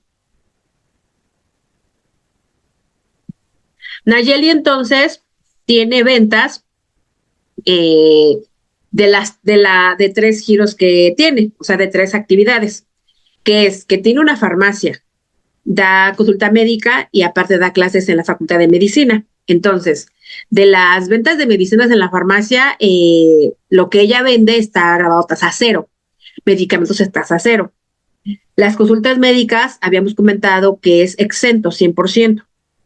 En cambio, como trabaja por honorarios, ojo, es honorarios, porque si fuera que trabajara por asalariado, ahí no, también no tendría IVA. Pero aquí trabaja por honorarios, es servicios profesionales independientes, eso sí graba. Entonces, ¿qué va a pasar ahí? Que sumo todo, le dan 78,000 pesos. ¿Y cómo funciona el IVA? Para ventas, cero. Para consultas médicas, exento. Y para clases, 16. Entonces, ¿qué va a pasar ahí? Que a final de cuentas, por la venta de medicina se queda igual, 50 con 50,000. Consultas médicas, 10,000 con 10,000. Nada más que la de arriba es cero y la segunda es exenta. Y en la tercera, sí graba el 16. Entonces, ella va a cobrarle a la universidad donde trabaje 20,880 pesos, porque son 18,000 más 2,880 de IVA, va a cobrar 2,880, de los cuales ya dijimos que 2,880 son del SAT, no son ni de Nayeli ni de la universidad. Entonces, todo esto, que son 80,880, es lo que le entró ella al banco, con diferentes tasas, obvio, de IVA, pero le entró eso. Entonces, ¿cómo sacamos la parte proporcional o la proporción? A través de un factor. ¿Y cómo lo sacamos? Es muy sencillo. Solamente dividimos lo que sí graba, que en este caso son 50,000 más 18,000, lo que está con color rosita arriba. Eso, como sí graba, ya sea 0,16, son 68,000, lo divido entre el total de mis valor de datos o actividades, me va a dar igual a 0,87. Ese es mi factor, que lo voy a aplicar en mi IVA acreditable, que sabemos que es de gastos. ¿Cómo lo voy a hacer? Bueno, pues separo entonces mis gastos por renta de consultorio, por papelería para dar clases, por internet para dar clases, por honorarios al contador. Entonces, todo eso está revuelto.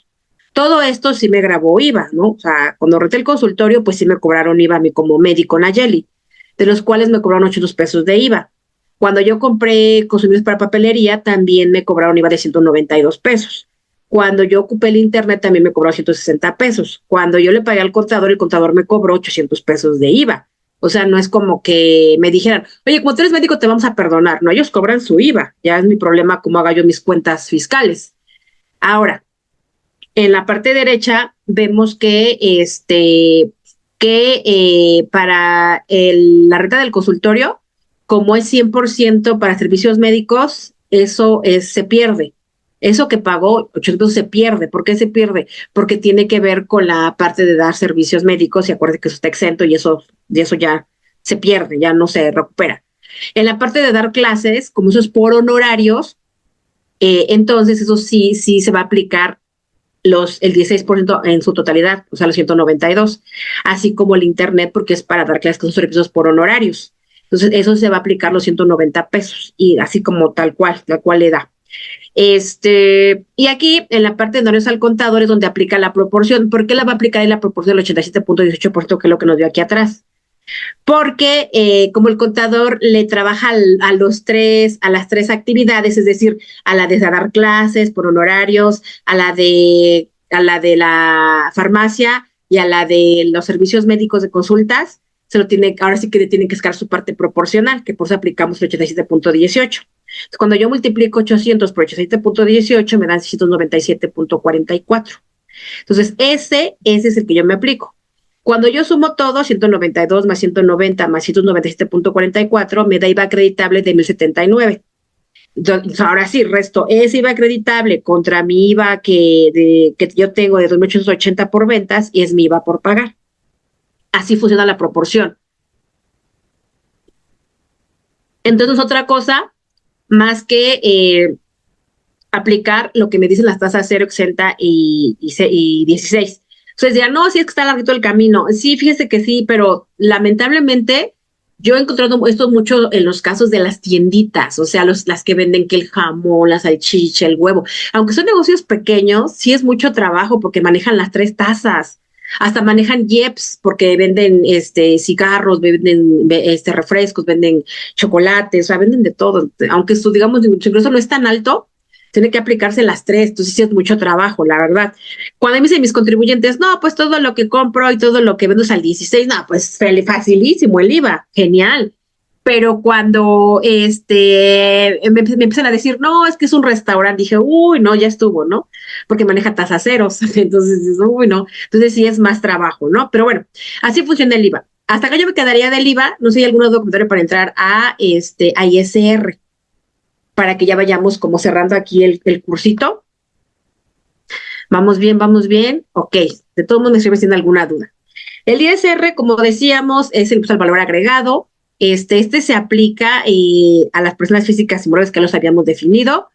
Pero aquí sí se aplica sobre regímenes fiscales. A diferencia del IVA que fue general, no, aquí sí es por régimen fiscal como te va a aplicar el ISR. El régimen fiscal es otra cosa más que un conjunto de normas y obligaciones que se determina en un determinado gobierno y que en nuestro México pues, lo regula el SAT. Obviamente como un bracito pues de la Secretaría de Hacienda y Crédito Público. Y bueno, aquí lo contempla por 2 personas, físicas y morales. Si ustedes se dan cuenta en el IVA, ahí no aplicó si eres físico o eres moral, no, ahí aplicó parejo, aquí no. Aquí si eres moral es una forma y si eres física es otra forma. Aparte, siendo el régimen fiscal de un modo, se aplica diferente de otro régimen fiscal. En morales vamos a encontrar que, de acuerdo al artículo de la ley del ISR, lo divide en 4 grupos, que son AC y SCs, que son las sociedades y asociaciones civiles, las mercantiles, los gobiernos y las instituciones de crédito como los bancos, ¿no? Esas son las sociedades mercantiles que se conocen como lucrativas, que ustedes ya las han de haber escuchado, ¿no? Que es la SA, la SDRL, la SAS, la cooperativa, cuenta simple, la nueva que es la SAS, ¿no? Esas son las morales que pues tienen que grabar IVA. Y las no lucrativas, pues son los sindicatos, cámaras de comercio, ACs, CCs, las iglesias, partidos políticos. Esos son los regímenes fiscales. Obviamente, pues no vamos a verlos todos, nada más para que ustedes los conozcan, ¿no? Para personas físicas, entonces, los regímenes que existen son el régimen empresarial y profesional, plataformas tecnológicas, enajenación, adquisición de bienes, los famosos asalariados, que la mayoría pues somos asalariados, el famoso reciclo que explicaba aquí con la compañera que nos preguntaba, el régimen empresarial, el RIF, los profesionales y los honorarios, que son los mismos, no nada más que como por tradición le decimos, dame tu recibo de honorarios, pero el régimen, digamos, formal es régimen de actividades profesionales y empresariales. Esos son algunos de los regímenes que manejamos y así como están, es como la ley del ISR les determina el ISR, pero depende mucho de su régimen, ¿no? Aquí definimos qué es un asalariado y cómo se le aplican sus deducciones y su cálculo.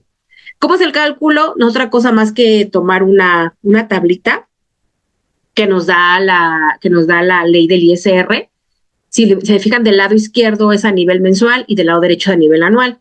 Entonces le aplicamos esta tabla al ingreso del trabajador y sacamos su ISR para efectos de asalariado.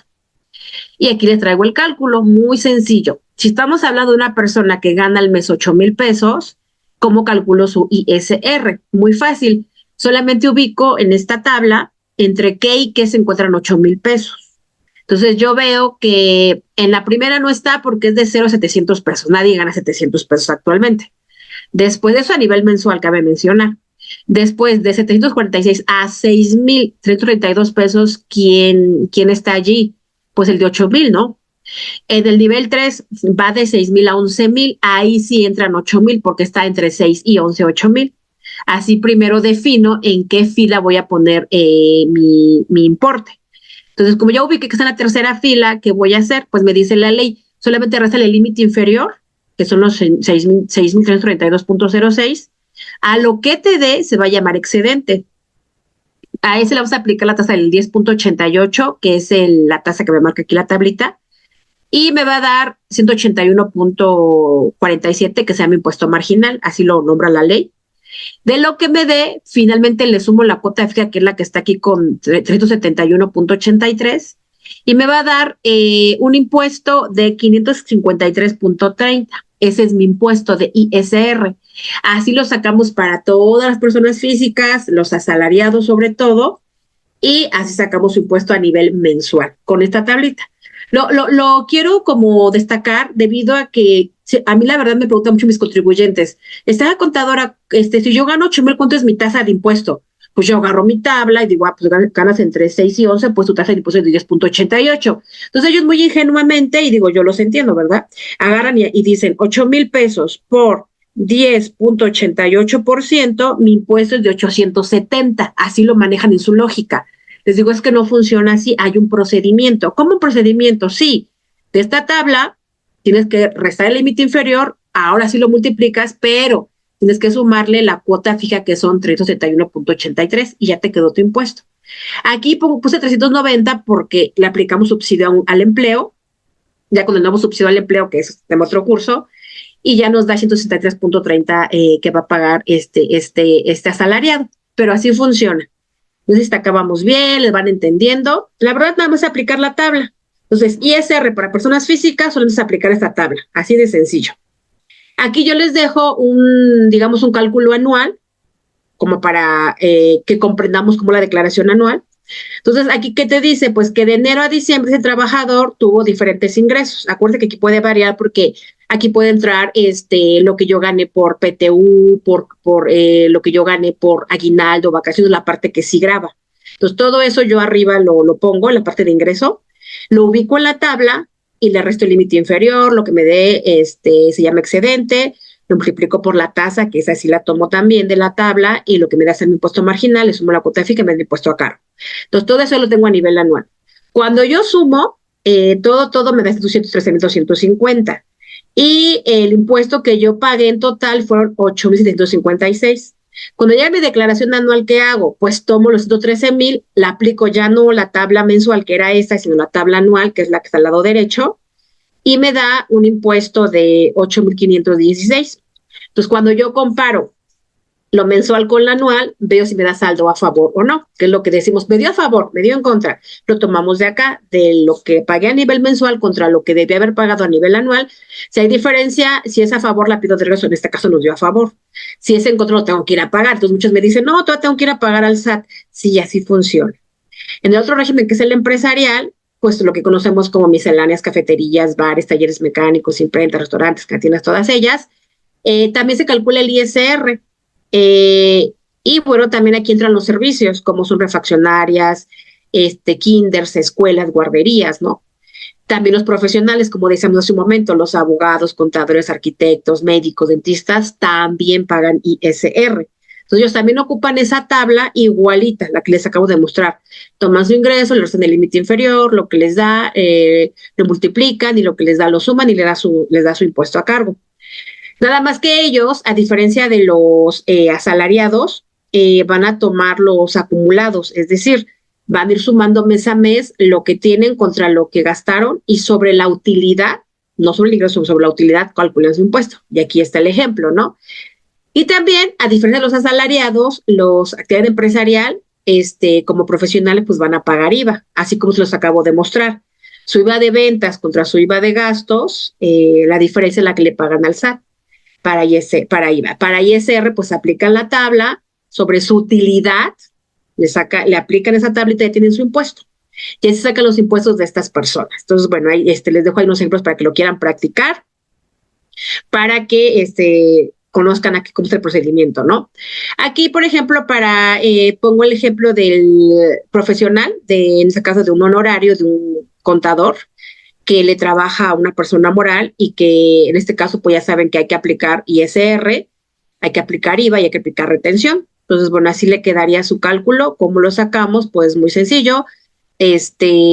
Sacamos su importe, que son 20,000, su IVA, que son 3,200, que acuérdense que se lo trasladó la persona moral. Las retenciones, que en este caso es del 10,66 de IVA y el ISR nos pide un 10%. Entonces, a 20,000 se le suman 3,000, se le resta 2,000 y se le resta 2,133 y me quedan 19,066. Ese es el cálculo que debe ir desglosado en la factura, como nos mencionaba la ley del IVA y también la ley del ISR.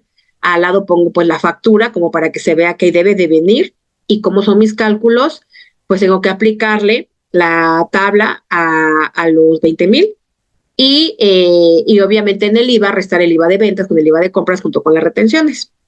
Y ahí está el cálculo, ¿no? Ahí se los dejo para que ustedes lo tengan y básicamente es eso, ¿no? En arrendamiento, bueno, pues ahí deseamos que es son las rentas de las casas de habitación. Para efectos de IVA, bueno, la casa habitación está exenta cuando se renta sin muebles y que sea excluida una casa habitación. Si es una bodega, lo cual ahí sí graba IVA. Entonces, aquí también se graba el ISR con el mismo procedimiento y prácticamente prácticamente todos los regímenes se maneja la misma tabla. Para el RIF, bueno, pues no comentamos mucho porque el RIF ya no está, digamos, ya lo sustituyó el RECICO, solamente quedó vivo para los que se dieron de alta del 2022 hacia atrás, ya unas que cumplen sus 10 años ya se van a cambiar a RECICO. Suerte que quiera darse de alta no va a poder como RIF porque ya no está vigente para los nuevos, nada más para los viejos, ¿no? Y son ejemplos de los RIF, ¿no? A ellos, ¿cómo les aplica el ISR? El SAT también les estableció una tabla para que lo hicieran. Plataformas tecnológicas se maneja también para ISR y tiene sus propias tasas, dependiendo si es reparto de alimentos, si es Airbnb, si es como Mercado Libre, Amazon, van a variar sus tasas, del 1, del 2.5, entonces por ahí también se calcula diferente. Y esa es la fórmula para calcular, ¿no? Son tus ingresos o tus ventas menos tus gastos o egresos, tu utilidad, lo que te dé por el procedimiento de ISR y te da igual a tu impuesto. Vamos a encontrar el RECICO, que es el régimen de incorporación fiscal, que se te graba sobre una tabla que va del 1 al 2.5%, y que bueno, ese ya sería como tema de otro curso. Sin embargo, nada más les quiero mostrar como la tablita para que la tengan, y con eso pues estaríamos cerrando eso. Y ya nada más les comento rápidamente del IEPS, que ese también no es como que todos lo apliquen, pero sí ya se puede llegar a aplicar. Entonces, bueno, aquí en el RECICO lo que les quiero mostrar es la tabla para que tengan una idea del RECICO. El RECICO se aplica a la actividad empresarial, los que rentan y a los profesionales, solamente a ellos. Ahí está el resumen: arrendamiento, empresarial y profesional. Pueden convivir con asalariado e intereses, ¿no? Y bueno, lo que interesa es la tabla, ahí está. ¿Cómo se saca el ISR para RECICO? Directo. Aquí no saco como que la utilidad, no saco otros, es muy rápido, muy práctico. Tomo mi ingreso, le multiplico por el % que me corresponda y ya, ese es mi ISR, no hay más, está muy sencillo.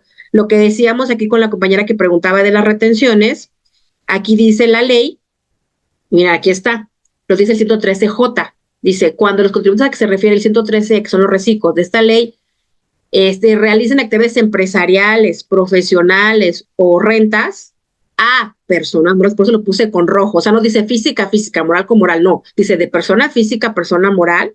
Estas últimas, o sea, la persona moral, deben retener el 1.25%, o sea, sí o sí, esto sí, sí, sí, está vigente, pero repito, física a moral, no moral, moral, física con física, eso no aplica, y solamente para esos casos de reciclo.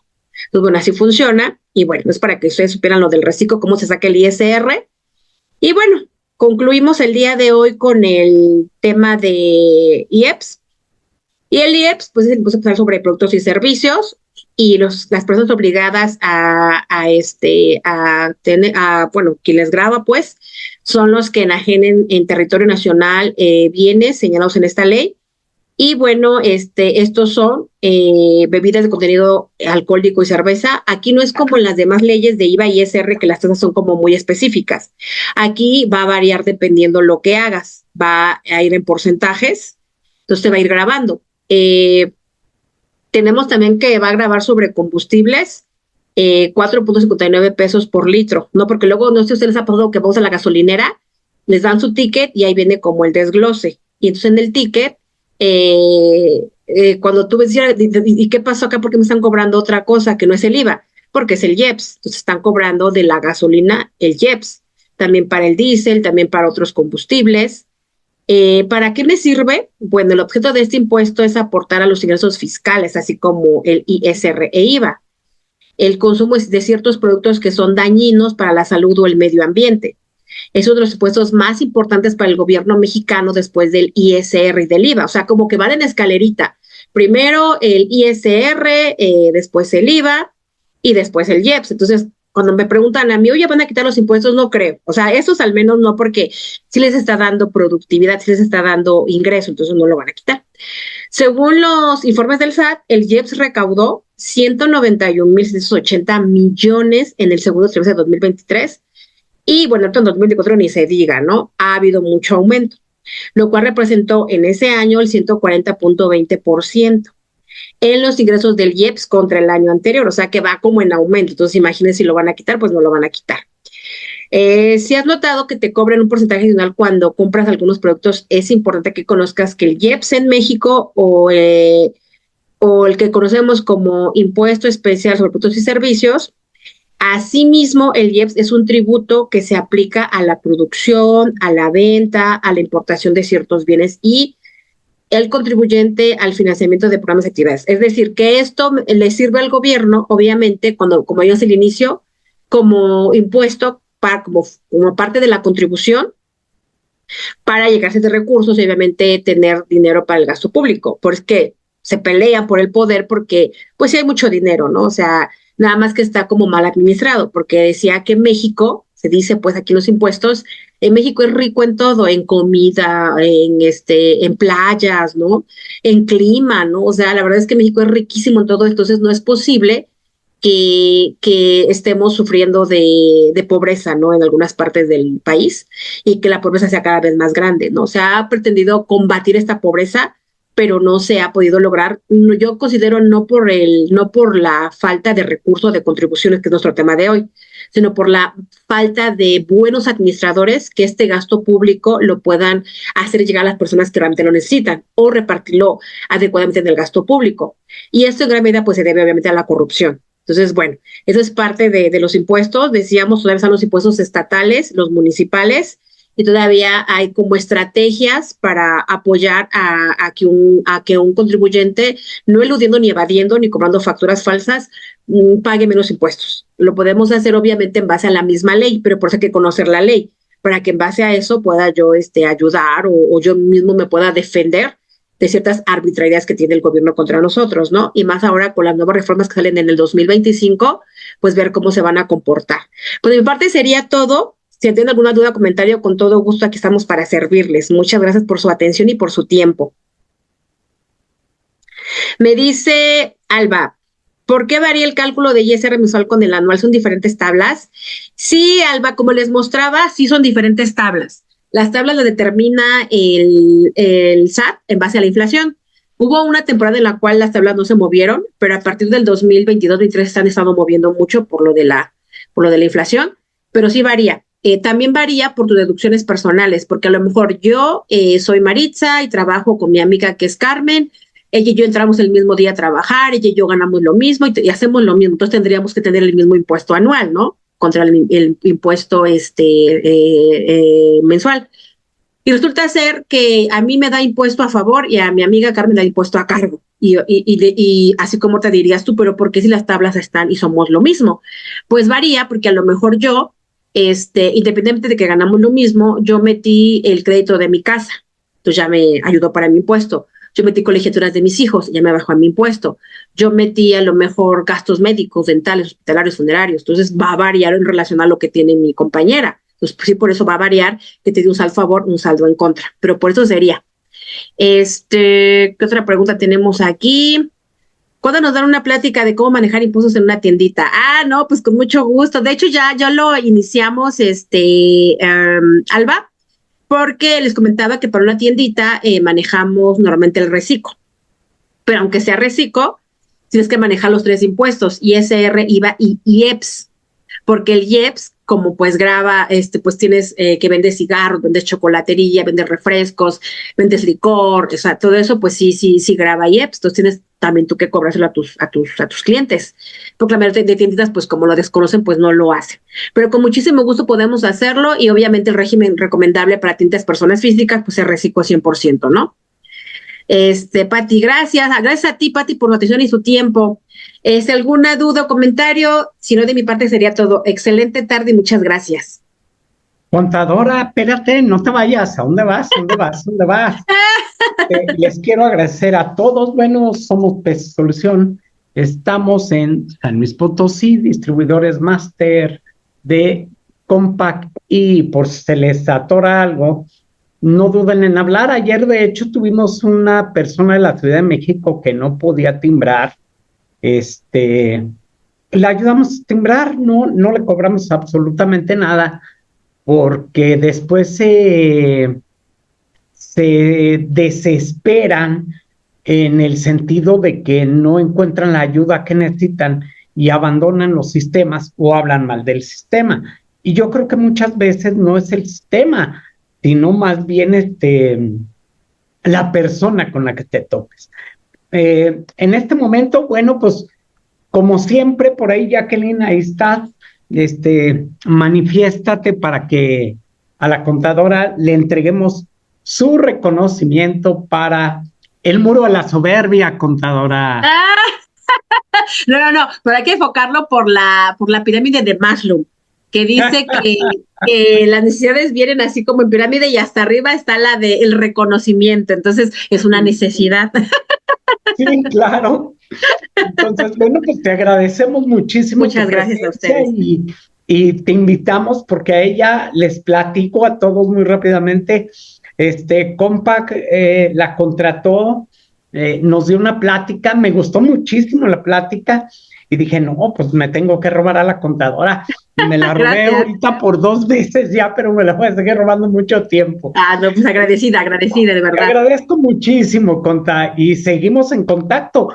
Muchachos, acuérdense, sábados de capacitación 10 a 12, todos los sábados, es gratis.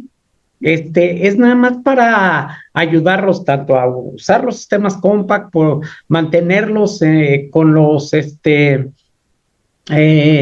cambios fiscales, contables. Hablamos de nóminas, hablamos de todo. Aquí ha estado Pepe Soto, ha estado el profe Antonio Aranda, ha estado por ahí, pues gente muy importante, y la contadora también, alguien bastante buena en lo que hace, ¿sí? Bueno, pues por ahí nos vemos, chavos. Conta, nos estamos viendo. Gracias por su atención y cualquier cosa, pues aquí andamos de este lado. Agradecida con todos. Buena tarde, bye. Nos vemos. Hasta luego.